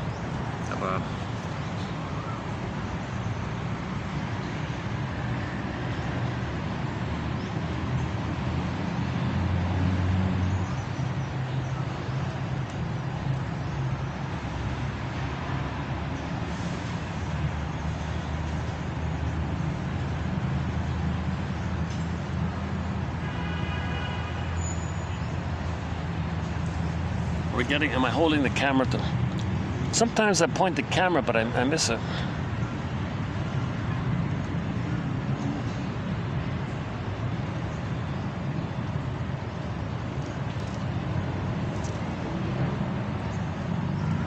It should be at the center of the screen. Okay, now towards the tree. If you see something moving towards the tree there, oh, there he is.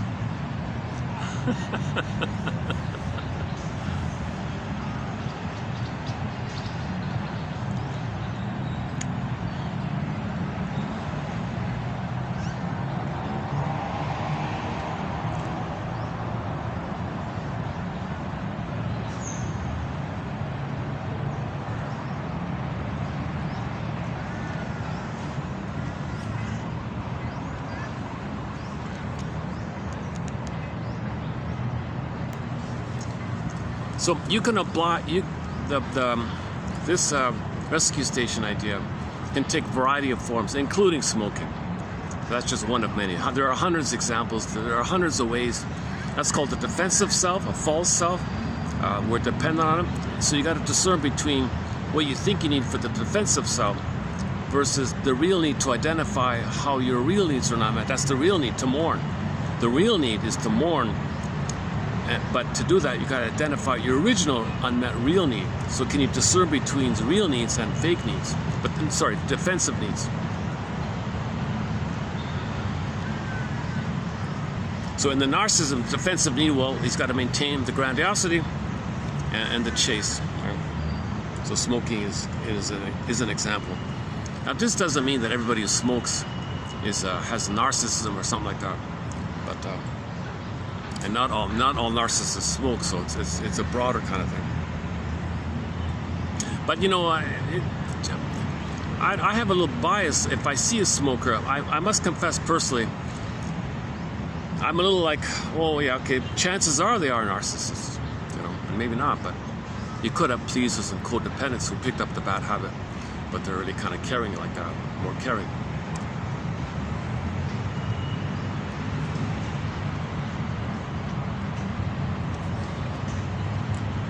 Okay, the compulsive, let's read the quote here. The compulsive smoker. Okay, so I'm going to read from 3123 here. The one below here. All right. The compulsive smoker. Okay, or the addict, the smoking addict, the chain smoker, let's say. A pack a day. I don't know what qualifies. I don't know when quantity becomes quality. Is it 2 packs a day? A packet, 2 packs, 3 packs? I don't know. Chain smoke. Mr. Freud was definitely a compulsive smoker, right? So Mr. Freud clearly had an oral fixation. That's why I didn't want to talk about this oral breastfeeding nursing time. He had a resistance to it. So to protect himself, to face his oral trauma, he booted out all those people like Rank and even Mr. Young and who's the other one? There are like 4 or 5 people who said, Mr. Freud, you're ignoring the mother trauma. You always focus on the love triangle.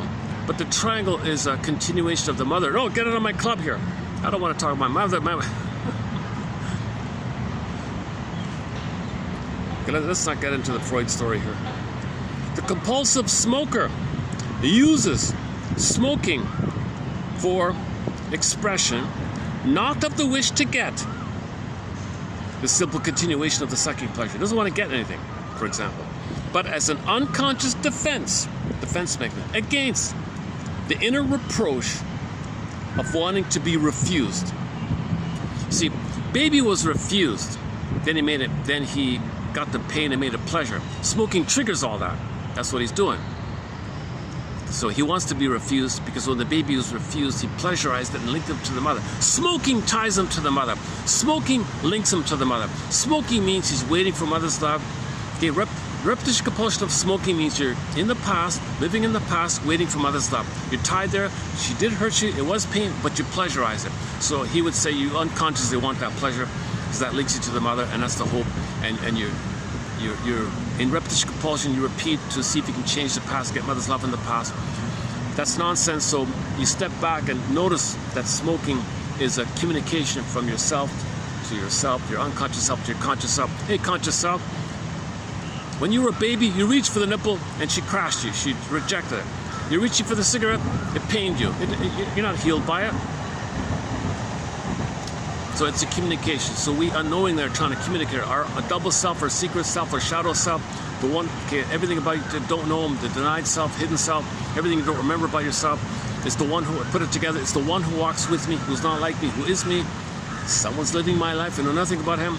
Okay, it's kind of like an unconscious self communicating to the conscious self. Hey, conscious self, I have the story, but I have no words. I'm going to be like a puppet master and drive you to do a symbolic recreation of the past so you can know the past, but please be conscious of it. Be conscious of it because that's time. You've got time consciousness. Me here, I don't have time. My sense of time is analogous to the sense of time that these crocodiles, they don't have a sense of time. But you, as a human adult, you're an adult. You're a Homo sapien, traumatized sapien, but still you understand time. You have clocks and calendars. You understand time. You have past tense, lived experience. You got to put it into time because I don't know time. If you put it to time, we're healing. So you want to make the timeless into the time. So the shrink brings time, the client brings timelessness. You got to transfer that timeless to the time. And then when it's considered in time, that's lived, then the pain, the haunted feeling, the ghost, Halloween, ghost. Ghost means the civilization of the haunted feeling that a part of you was hurt, and the hurt feeling, the haunted feeling, they put a ghost for the haunted feeling, the ghost spooks you while you felt spooked or haunted with the trauma. So the ghost stands for a civilization of the feeling of being hurt around not getting your needs met. So ghost means unmet needs. One version of ghost. There's a dozen theories on the ghost. That's just one. Oh, where did they all come from? Oh, a whole bunch of people. Hold on a second.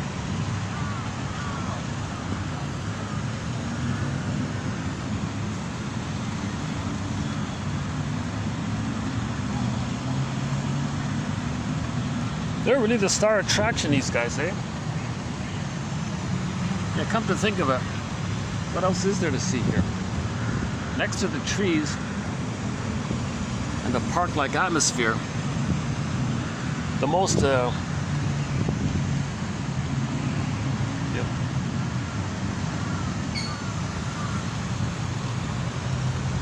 yeah, they're really the celebrities here. I never thought of that, you know.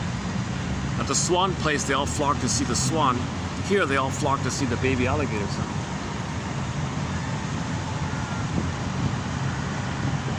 Oh, there's the sky train. Oh, the sky train's just in front of me here. Oh, look at that. There's a sky train. Somebody's watching it. Why is he telling me about the sky train?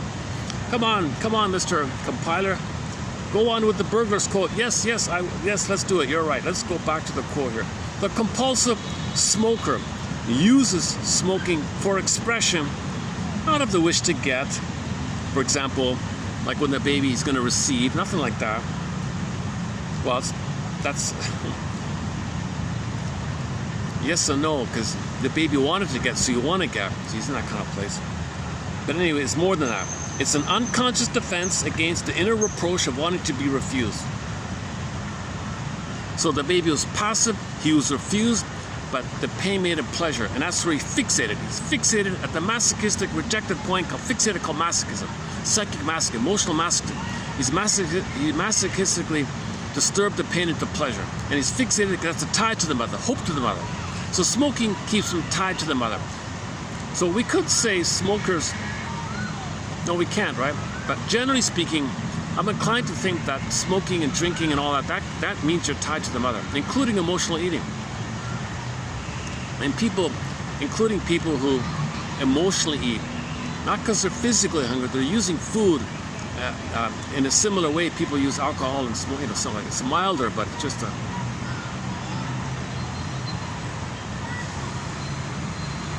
Okay, the compulsive smoker uses smoking for expression, not of the wish to get, but as unconscious defense against the inner reproach of wanting to be refused. So we don't want to admit that we're passive. We have to be active. Our identity is to be active. We're kings and gods to make everything happen. We can't admit that we're passive and enjoy it. We've got to be active. So you want the pleasure, you want the mother, you're repeating the pain with her and you made it pleasurable, you want all that, but you want to cloak it by being active. So when you're active, you get both. But in Bergler's courtroom metaphor, he tried to explain this with the metaphor of a courtroom. So the soul gets a lawyer. Lawyer, help me here. I don't want to be cursed with this thing, this jinx with this thing. I don't want this mess here. Help, help. So the lawyer says, all right, let's talk to the judge here. Super ego. So the soul's lawyer, oh, come on, judge. Let him be free here. He's innocent. He didn't do anything wrong. Wait a minute, judge said, he made pain into pleasure. That's right. Well, he's guilty. Oh, come on, judge. He did it, but he did it. So in the courtroom of the unconscious, there's no logic. You can't think, you can't apply regular conscious logic to the unconscious, quote unquote, unconscious. There's no unconscious logic. I mean, there's no conscious logic in the unconscious. It's a different system. So the judge says, no, the baby made pain, pleasure, he's guilty. The lawyer says, oh, come on, it's not fair to make the baby suffer in pain and be punished with the pain of this. Mother did that. I don't care what the mother did. He made the pain pleasure. He's guilty. Oh, for peace sake. So the lawyer, long story short, he tries again. He tries to haggle and bargain with the superego, you know, the memory of the whole system, you know, or the whole organism or nature. You know, he's trying to argue with the system somehow, this higher, you know, law or whatever in the mind or something. So the lawyer says, geez, judge, I give up here. What can we do here for the poor soul? I'll tell you what, lawyer, I'll make you a deal. We'll let him confess to the lesser crime of pseudo-aggression, smoking, drinking, etc. But his punishment will still be the same. He'll still be fixated there, but he'll think it's something else. That's the best I could do. Yikes. So that was his approximate way to kind of convey this. But kind of. So covertly he wants where he's at, but he doesn't want to admit it. He's got to believe in his fantasy that it's important, and he's going to get mother's love someday. Someday, hope, someday I'll get mother's love. He's only repeating the rejection, but doesn't want to know it. And the rejection is the pain and the pleasure, but he's got to hope to get mother's love in reality, but he hopes in fantasy to get mother's love, but in reality he didn't. And the reality that he didn't is the pain and the pleasure. But he's got to have hope to push back the pain, and the hope makes him important to imagine that someday some fantasy mother will be the real thing, and he'll have a real loving mother in the past, as if a magical time machine would appear, and he'll go back in the past and he'll get mother's love. So we've got this split kind of thing going on. Okay, called psycho-masochism. It's a theory called psycho-masochism. Bergler calls it the basic neurosis. People don't quite get it. I don't know how well I described it here, but one of Bergler's colleagues calls it humanity's fourth narcissistic injury. Seriously? Jeez. First was Copernicus, we're not the center. The second was Darwin, you know, we came from the earth here. We're mammals. We grew the cortex, yes. We have a lot in common. 70% people are 70% salt water. Think about the earth being 70% salt water, 70% salt water. We came from Carl Sagan, we came from here. Evolution. You know, an injury, really?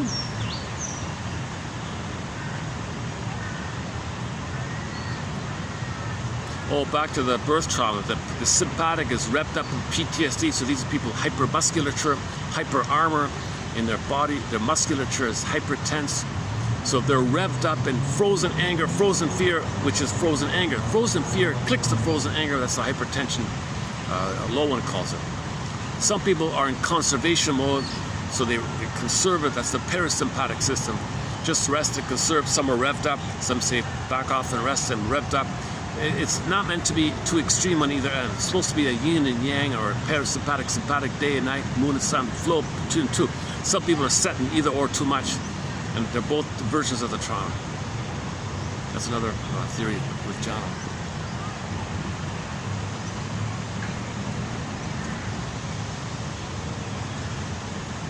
It's a real tourist attraction. I just realized that these.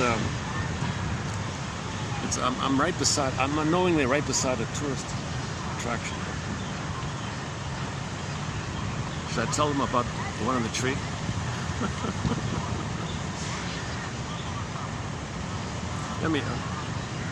I don't want to leave my stuff unattended here.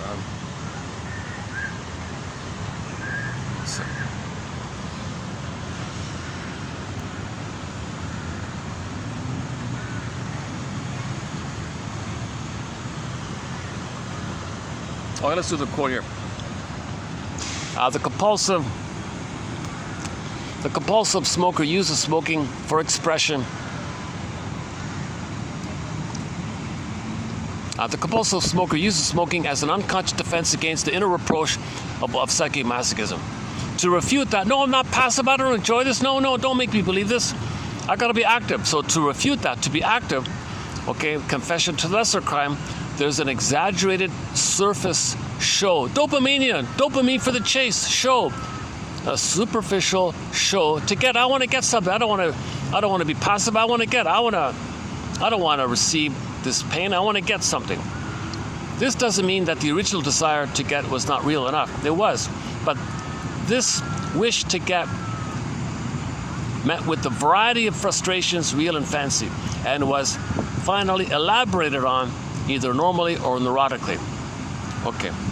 So if the person is considered of oral fixation, sometimes we can say there's an oral regression, or the person is orally regressed.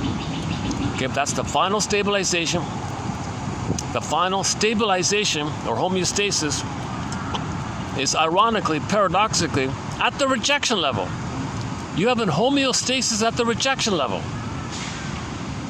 Now your defense against it, if you can sublimate it, you're considered to be better off if you can sublimate it. If you successfully sublimate, okay, your anger into some into a socially acceptable way, a sublimation. If you don't, then you're more clearly feeling the suffering. But either way, they're both defenses against the pain underneath. One's considered a more sublimated, effective defense. So you got like a successful defense and an unsuccessful defense, but they're both defenses. They're both something you need. Some people are just more able, for one reason or another, to sublimate. Okay, so the baseball player, let's say he's very angry, so he can hit the ball all the time. Maybe in real life he's always angry. If he didn't find baseball, he'd be an angry person. So if he can't hit the ball, he's unsuccessful, something like that. This paradox requires elaboration. Okay, here we go. The newborn infant, baby, lives on the basis of fantastic misconceptions of reality. These misconceptions are fostered by his past and present experiences. The first experience in utero was experienced as effortless, blissful, oceanic feeling, oceanic bliss, no time, no place, floating around, effortless.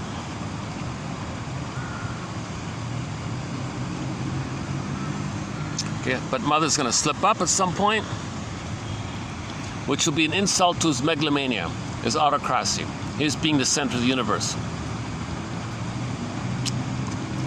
For the baby, adaptation to this, he's got to adapt to this here. Slowly, the child discovers the disagreeable fact that his wishes are not instantaneously fulfilled. Even in the best regulated household, there are nutritional and other delays. These delays may actually only be for a few seconds.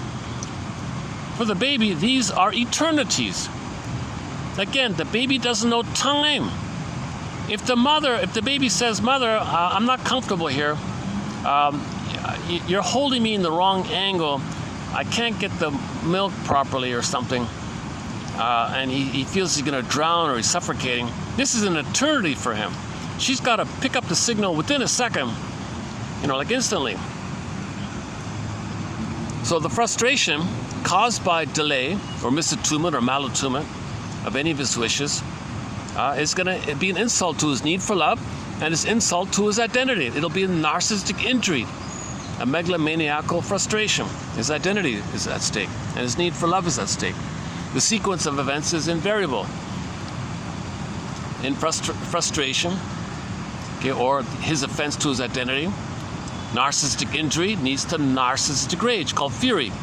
It's inexpressible because the baby can't go anywhere, no motor skills, motoric helplessness. Like Mr. Diderot said, he can't do anything about it. But if you poof that baby into an adult body with, he might be very criminalic. He's demanding it like that. As time progresses, the child finds that his fury doesn't pay. Here the roads part. Some children adapt to this, others don't. The ones who don't, they're going to insist on the megalomania. So the ones who don't accept the ones who can't or don't accept the loss of their idea that they're a king and a god, they're going to be a narcissist. They're not growing up. They're going to retain this infantile megalomania place. Feel entitled. They'll be arrogant, entitled narcissists, or devaluing narcissists, or any other kind of narcissist, right? So that's when they don't give it up. They can't give it up because there's never enough love to give it up. So they're clinging, they're taking refuge in that archaic place of identity. Confronted with constant frustrations and the constant disapproval,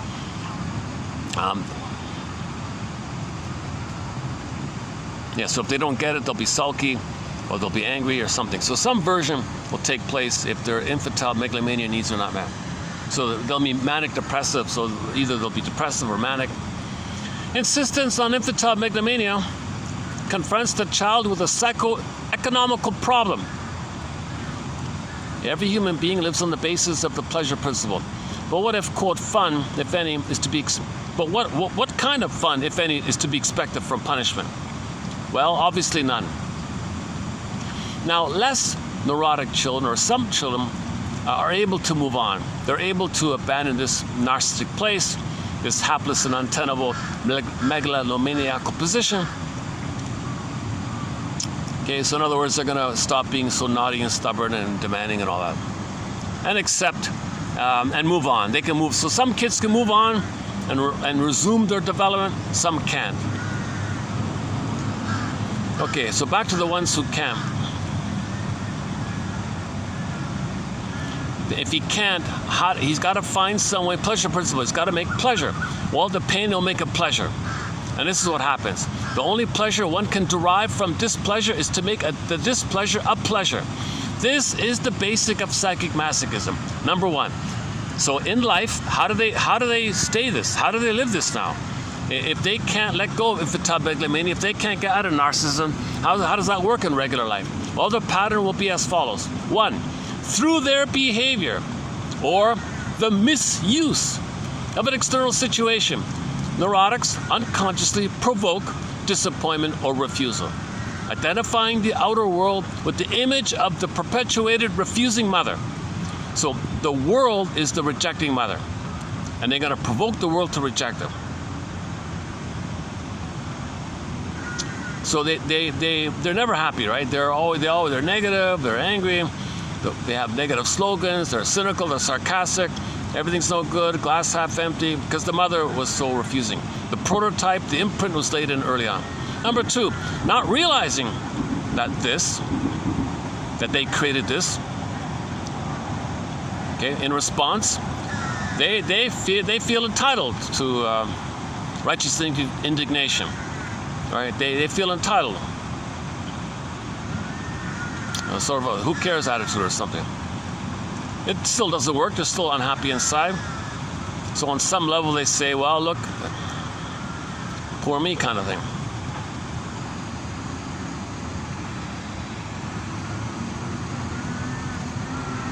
Which they're not aware of, maybe. So some people recognize, oh, poor me. Some people are denial of it, I guess. The transition between the original setup and the clinical picture is accomplished under the pressure of the unconscious conscious, the superego, which begrudges the ego its ingenious pleasure in displeasure. If one asks what advantages, if any, are derived from psychic masochism, the answer is simple. Infantile megalomania is maintained. The masochistic balance sheet of the psychic masochist contains this formula. Quote, the dumb mother or her successive representatives believes that she hurt me. Ha! That's what she thinks. I provoked the world to disappointment. I made this happen. If I make it happen. I'm important. I do all this. She didn't hurt me. I create things and I hurt myself. So he feels some kind of neurotic pride. He created it. He can't be passive. He creates it. He creates it. But he doesn't know it, but he creates it. A merciful fate protects the psychic masochist from any awareness of what he's up to. He always considers himself the innocent victim of other people's meanness. Unquote. That he himself, unconsciously to be sure, provoked the counter-reaction is a fact which remains hidden. So the narcissist, he's going to be disappointed. He doesn't see how he created that disappointment. Okay, since, however, this wish to be refused arouses strong inner guilt, the favorite defense is the wish to get. So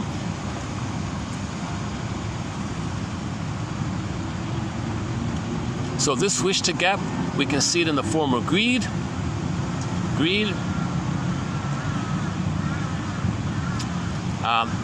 Now, this is an airtight system. They don't take feedback. They can't take interpretations. They don't want to believe this.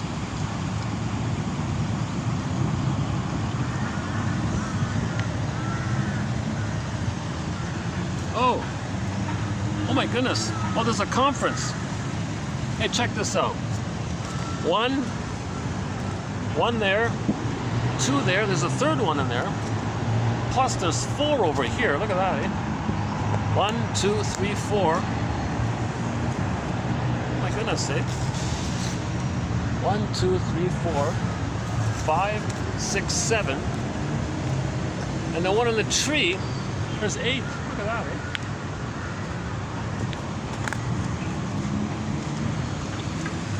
Oh, they're having a meeting, eh? They called a meeting. Remember? crocodiles.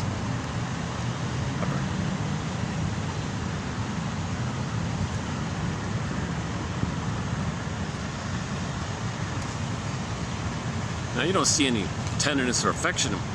They do seem to have some kind of organization. But it's just all for survival, right?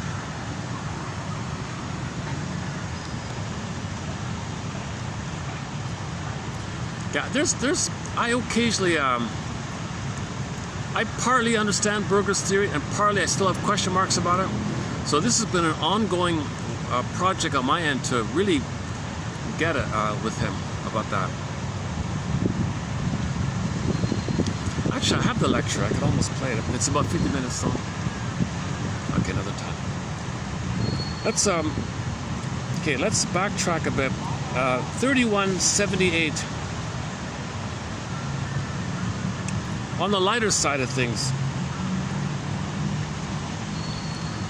Okay, so we all know the idea. If you change inwardly, you change yourself, then the outer will reflect it. Your outer is going to be some kind of reflection of the inner. As above, so below. So if you're healthy with them, you love with them, accept with them, mother loved you, you love yourself, then you'll be loving outwardly, kind of thing. Now, so if you want things on the outer to change, you got to change within. Man in the mirror, Michael Jackson. You want things better on the outside, we'll start with the man in the mirror, heal with him. So we commonly know this, right?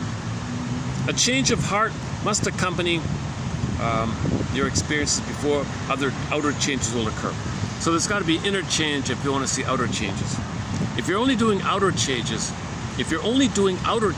without changing the inner, then, quote, in the French language, la plus ça change, la plus le même chose, which means the more things change, the more they stay the same.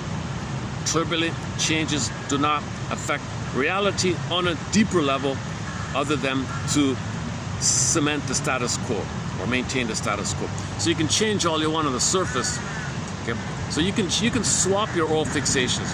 You can swap drinking to smoking. You can drop smoking and drinking. You can drop both of them and join a belief system. You can swap things on the surface, but you got to change within, right? So I want to add this French proverb: plus ça change. It's spelled plus, P-L-U-S, and then C-A, and then change. However that's pronounced in the French language. Plus ça change, I don't know. Plus, it looks like plus ka change. It's probably whatever it is. So that's the short form or the abbreviated form of the longer one. Okay, plus ça change, plus c'est la même chose. The more it changes, the more it's the same thing. Same script, different cast. The more things change, the more they stay the same. Although the outer appearance may change, the fundamentals within are constant, i.e., different clowns, same circus. Different clowns, same circus. So the outer things might change. The puppets might change, but the puppet masters are doing the same thing, i.e., okay, that leads to the next one here. The organ grinder, not the monkey. And the other one here is not my circus, not my monkey. All right. So I just wanted to, this is from the dictionary. Wiktionary.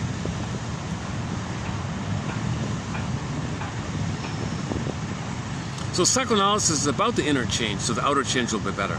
You want your outer life to be better, you got to do the inner change. That's what this is about here. But I notice as an extra follow-up, there's a proverb that says, the organ grinder, not the monkey.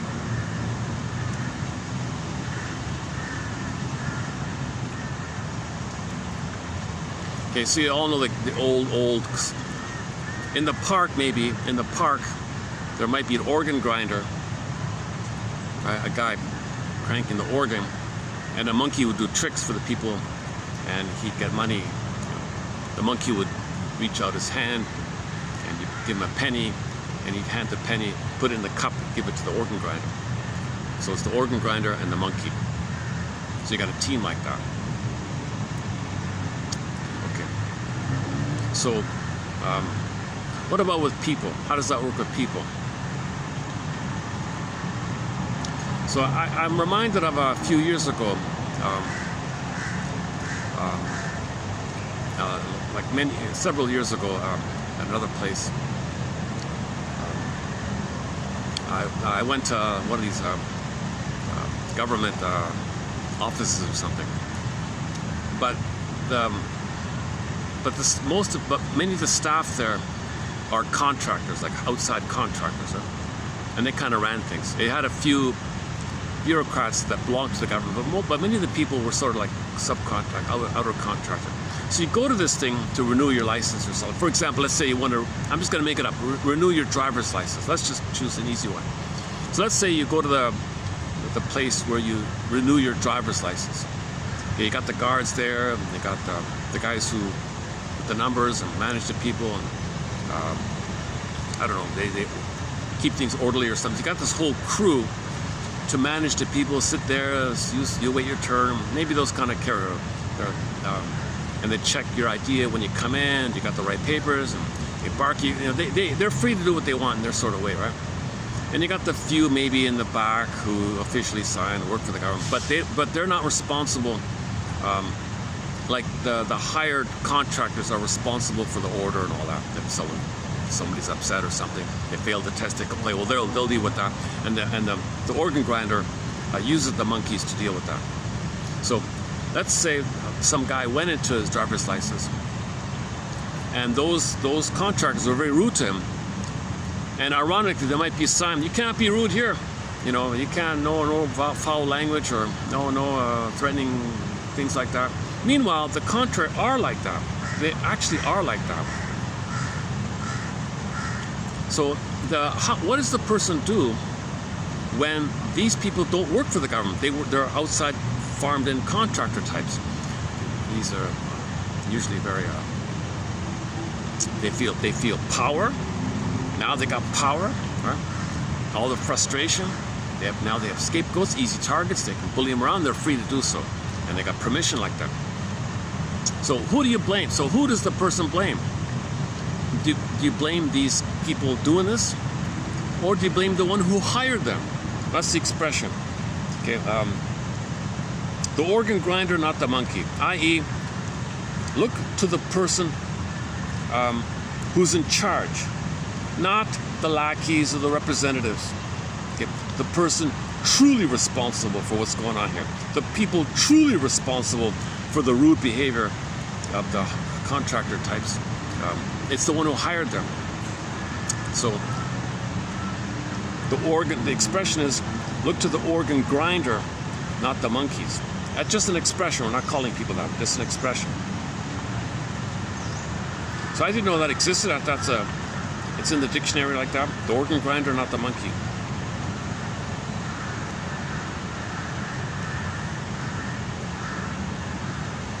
So I'm reminding myself, like several years ago, like a decade ago or something, I went to some bureaucratic thing, and it was like really rough, and they're threatening and stalking you and do this and barking, really rude and verbally abusive and shouting and harsh and mean, and oh my God, what the hell?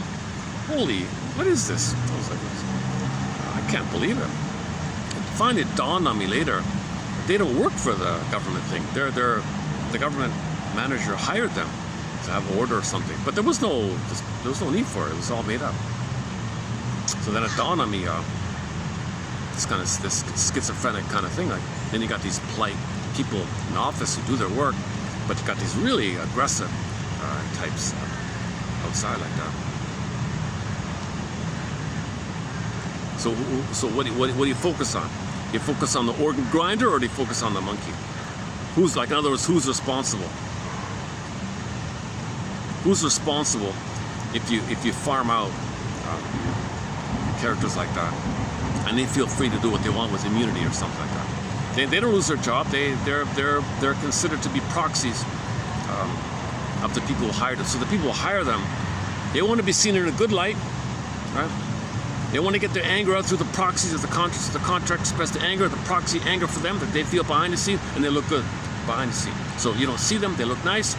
but they hire others to express and act out their anger for them, like that.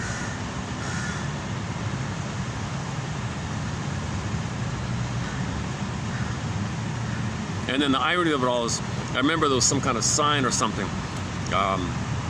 We don't accept any abusive language or rude behavior. So I forgot the exact wording of it all. You can't be rude to the clerks or something like that.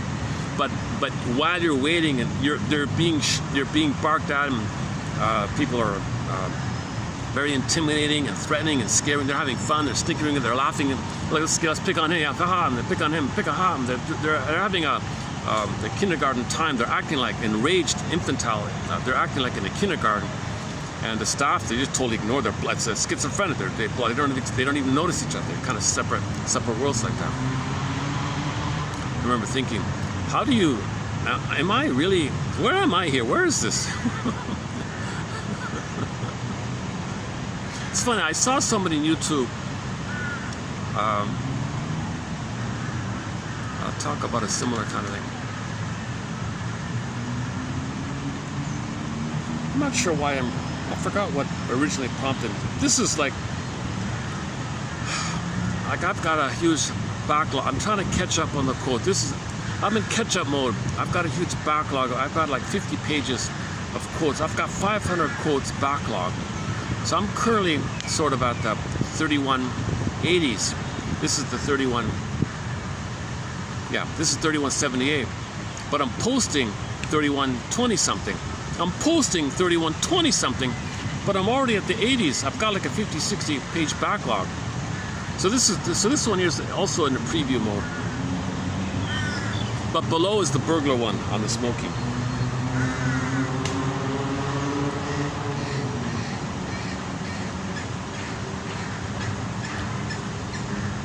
How are we doing here? Let's see. Still recording? Okay, hang on.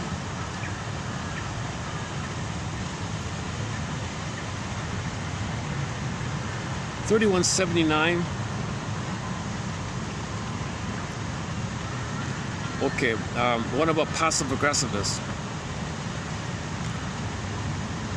Okay, so here's another one about passive. Okay, that's another major topic. Oh my God, the passive aggressiveness. Okay, let me save it for another day. But we got a new quote coming up on 3179 about passive aggressive, which I think is a good one as well. He calls it the silent gotchas. The silent gotchas. These are people who professionals call passive aggressive. They try to do everything pleasantly, and they're polite on the surface until they got you. Made you angry. Ha ha. Okay, we'll get into that later. So passive aggressive people, they've been trained, Pavlovian conditioning, you cannot show anger. So the baby's anger went on them, so it got sick. So later on, the imprint is there. They want to make others angry, get sick. So they got gotcha. So gotcha means the prototype was your anger went in on your body. So I thought that was a good add-on. So we have we covered the book Angry Smile by DeLonge, a little bit from Mr. Wetzler, the passive aggressive man one, and an assortment of quotes. And I've added some there's some miscellaneous loose quotes of passive aggressiveness. So it's psychological aggression, it's covert aggression, hidden aggression, quiet aggression. Oh, things are falling down on me. This is from the... This must be a part of a bud or something, huh? It doesn't... No smell, no smell. Is there some kind of blossom at least?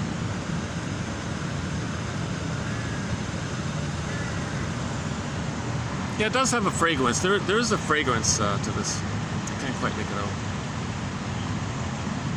Yeah, so there is a blossom with this tree, whatever this tree is. What is this sign say? Actually, I saw one of the tourists reading the sign. Maybe there's a sign here.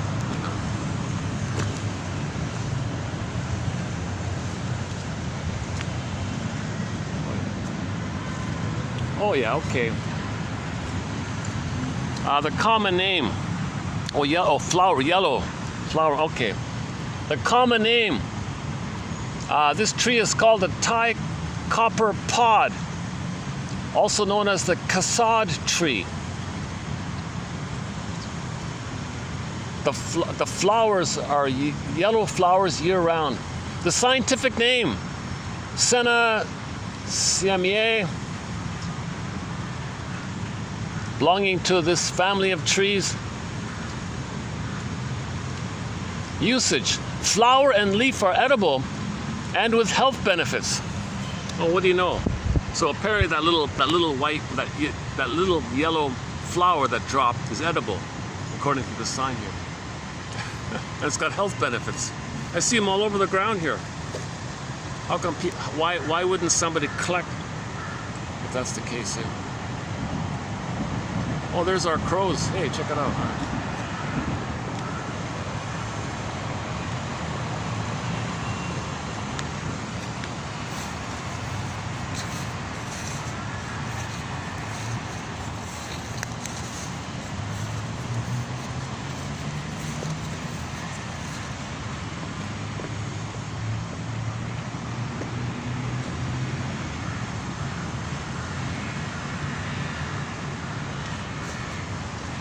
Maybe we could just walk around a bit or something.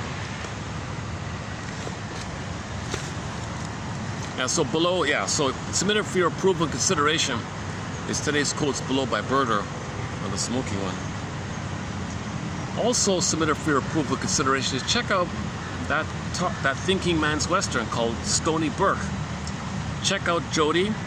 Check out the one called Forget No More. I would say those two to start. Good place to start. Not all of the episodes are on the show. Judd for the Defense is another illegal drama. Judd for the Defense, no DVD unfortunately. But now most of those episodes are on YouTube. Judd for the Defense, very good legal dramas, starring Carl Betts. Some of the episodes that do have an analytic message in it. And he solved the case with a psychoanalytic backdrop to it. It's not what allowed him to catch but it allowed him to lead to the catching the. Okay, 3179. So, hang on, what else? 3179.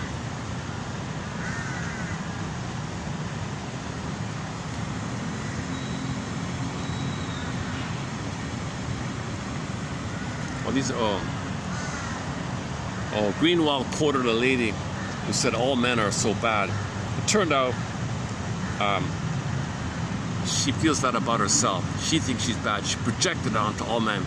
But really it was, after the analysis, it turned out she thought she was bad. So she projected her feeling about herself onto others. Okay, so it's a lot of projection. What's 3180? Is it possible that there's some payoff for this suffering, some advantage? Have you ever thought of the possible advantage?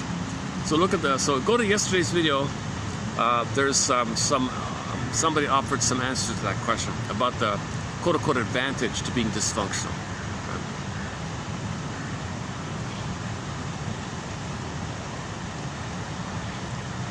Okay, some people have to find ways to make themselves feel important. That's the Jody one.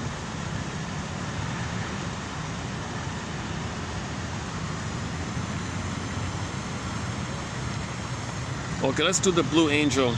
Okay, the film Blue Angel. Yeah, my goodness, with Marlene Dietrich, right? Let's save that for another time. Oh, one about the humor. One guy emphasizes that a lot of slapstick humor, physical, practical jokes kind of humor, that's more like childlike.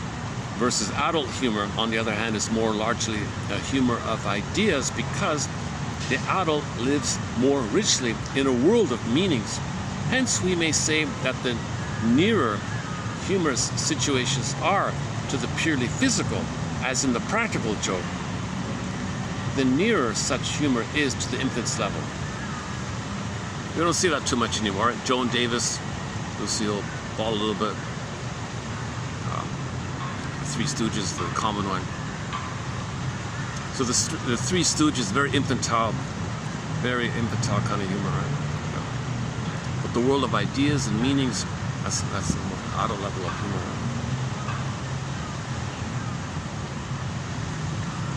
Maybe Steve Berman is good in that area. Steve Berman. Okay, Overstreet talks about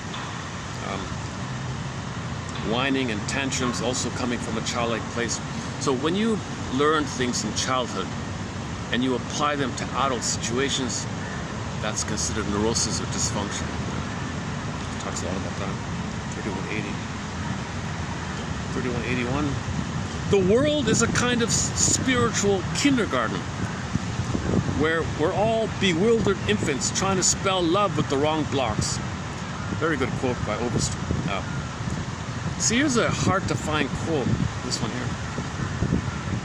The world is a spiritual kindergarten, and we're all bewildered infants trying to spell love with the wrong blocks. So psychoanalysis says, well, let's look for the right blocks. Let's search for the right blocks so we can spell love.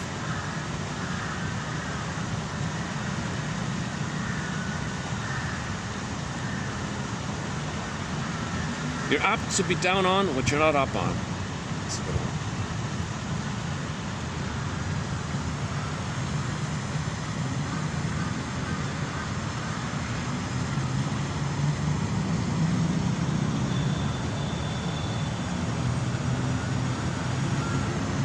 The neurosis is an adaptation to life which has failed.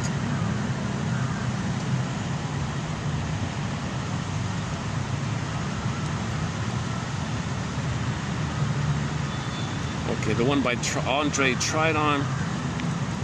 If there's too much attachment, there's your neurosis.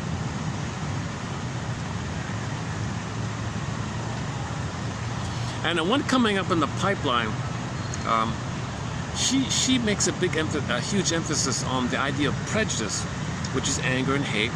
But that's the final pathway. There's an underlying fear. From childhood, there was a fear. Can you search for the old childhood fear? In the present, it's neurotic because you're dealing with a childhood fear, which turned to anger to the mother. So prejudice is anger at the mother, but anger at the mother is a cry for love for the mother. So prejudice is a cry for mother's love in the past. If somebody is prejudiced in the present, that's code for or translation for that when they were a baby, they wanted mother's love. Can they be aware of that? Can they put themselves on the couch kind of thing?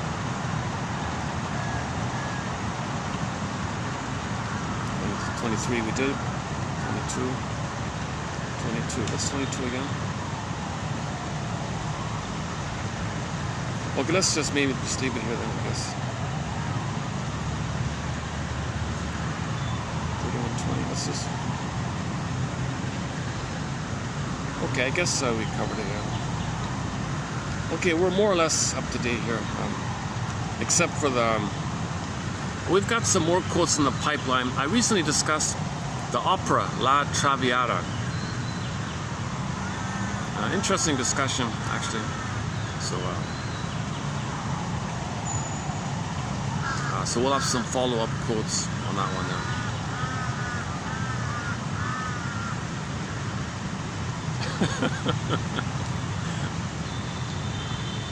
Oh, there's a young, like a couple at the bench. Interesting date. Hey, darling, let's go to the park and look at the crocodiles. Oh, they're leaving already. The girl probably said, "You call this a date? You're taking me here? You're such a cheapskate. You're taking me to the public park to watch crocodiles?" I don't know. That maybe he's testing her. I'm gonna test her. I'm gonna see if she really she enjoys me, enjoys my company, or not. Maybe it's a test on his end.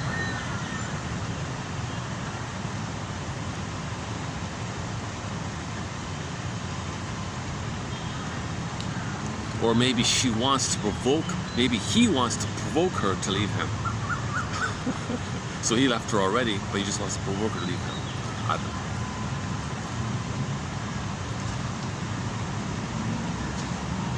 See, this thing about who rejects who, that preserves your active identity. I caused it, you know.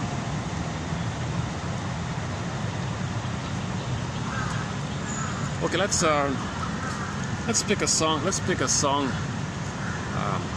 with this outing here. Let's see, what song can we play to wind down this video here?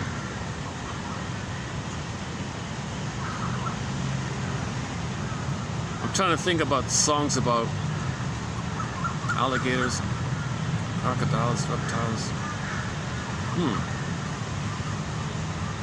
Let's see.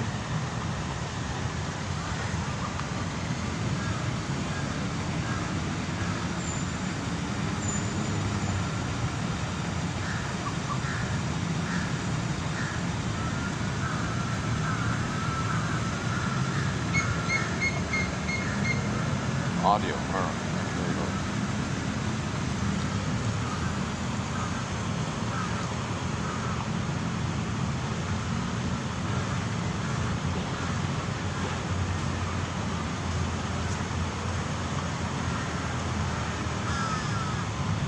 Monkey Bars. The closest thing I have here is Monkey Bars by Coney Hatch. hang on. Lying to myself.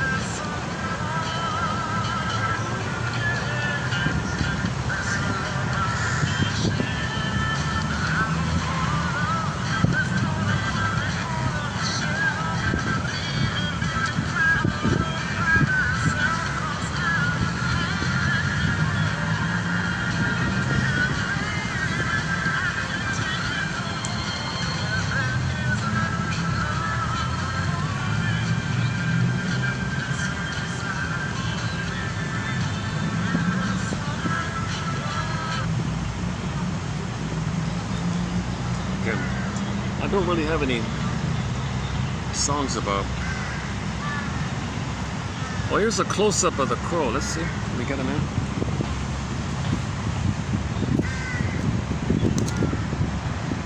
Oh.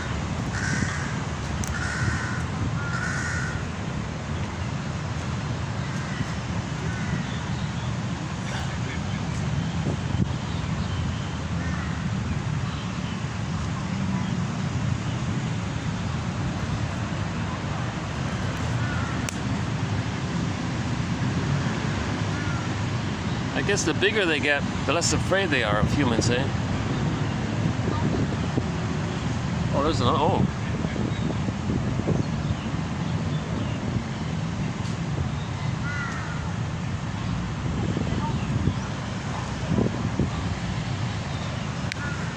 Oh, somebody fed him. Oh, is that what it is? My goodness.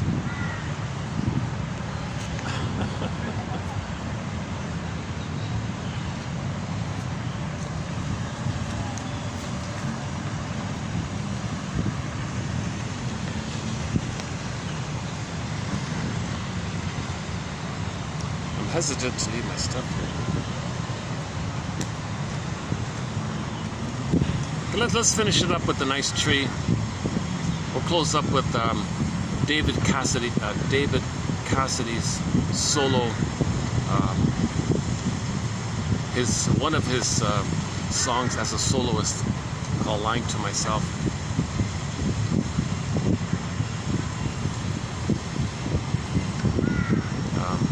Yeah, let me get my stuff first. Hold on a second.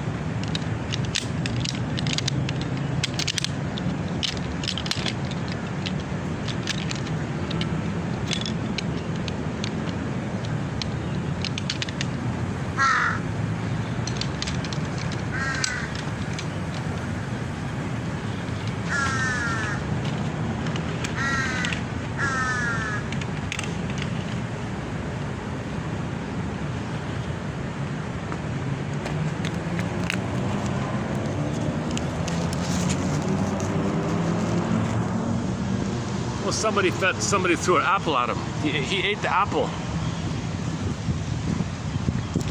So somebody gave this big one an apple. He just gulped it down to this guy, yeah? My goodness.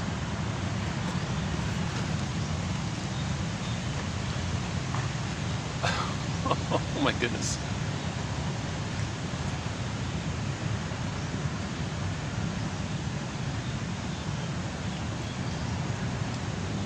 He wants another apple. Yikes. Look at that. Jesus.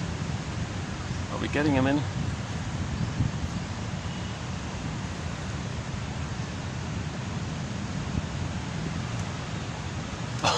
Oh my goodness.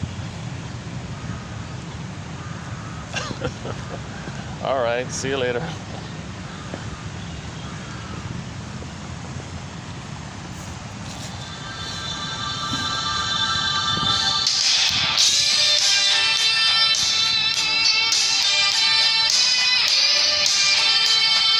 When the song ends, I'll hit the stop button. Thanks very much. We'll see you in 21, 24. For the love of narrative medicine, may the psychoanalytic force be with you.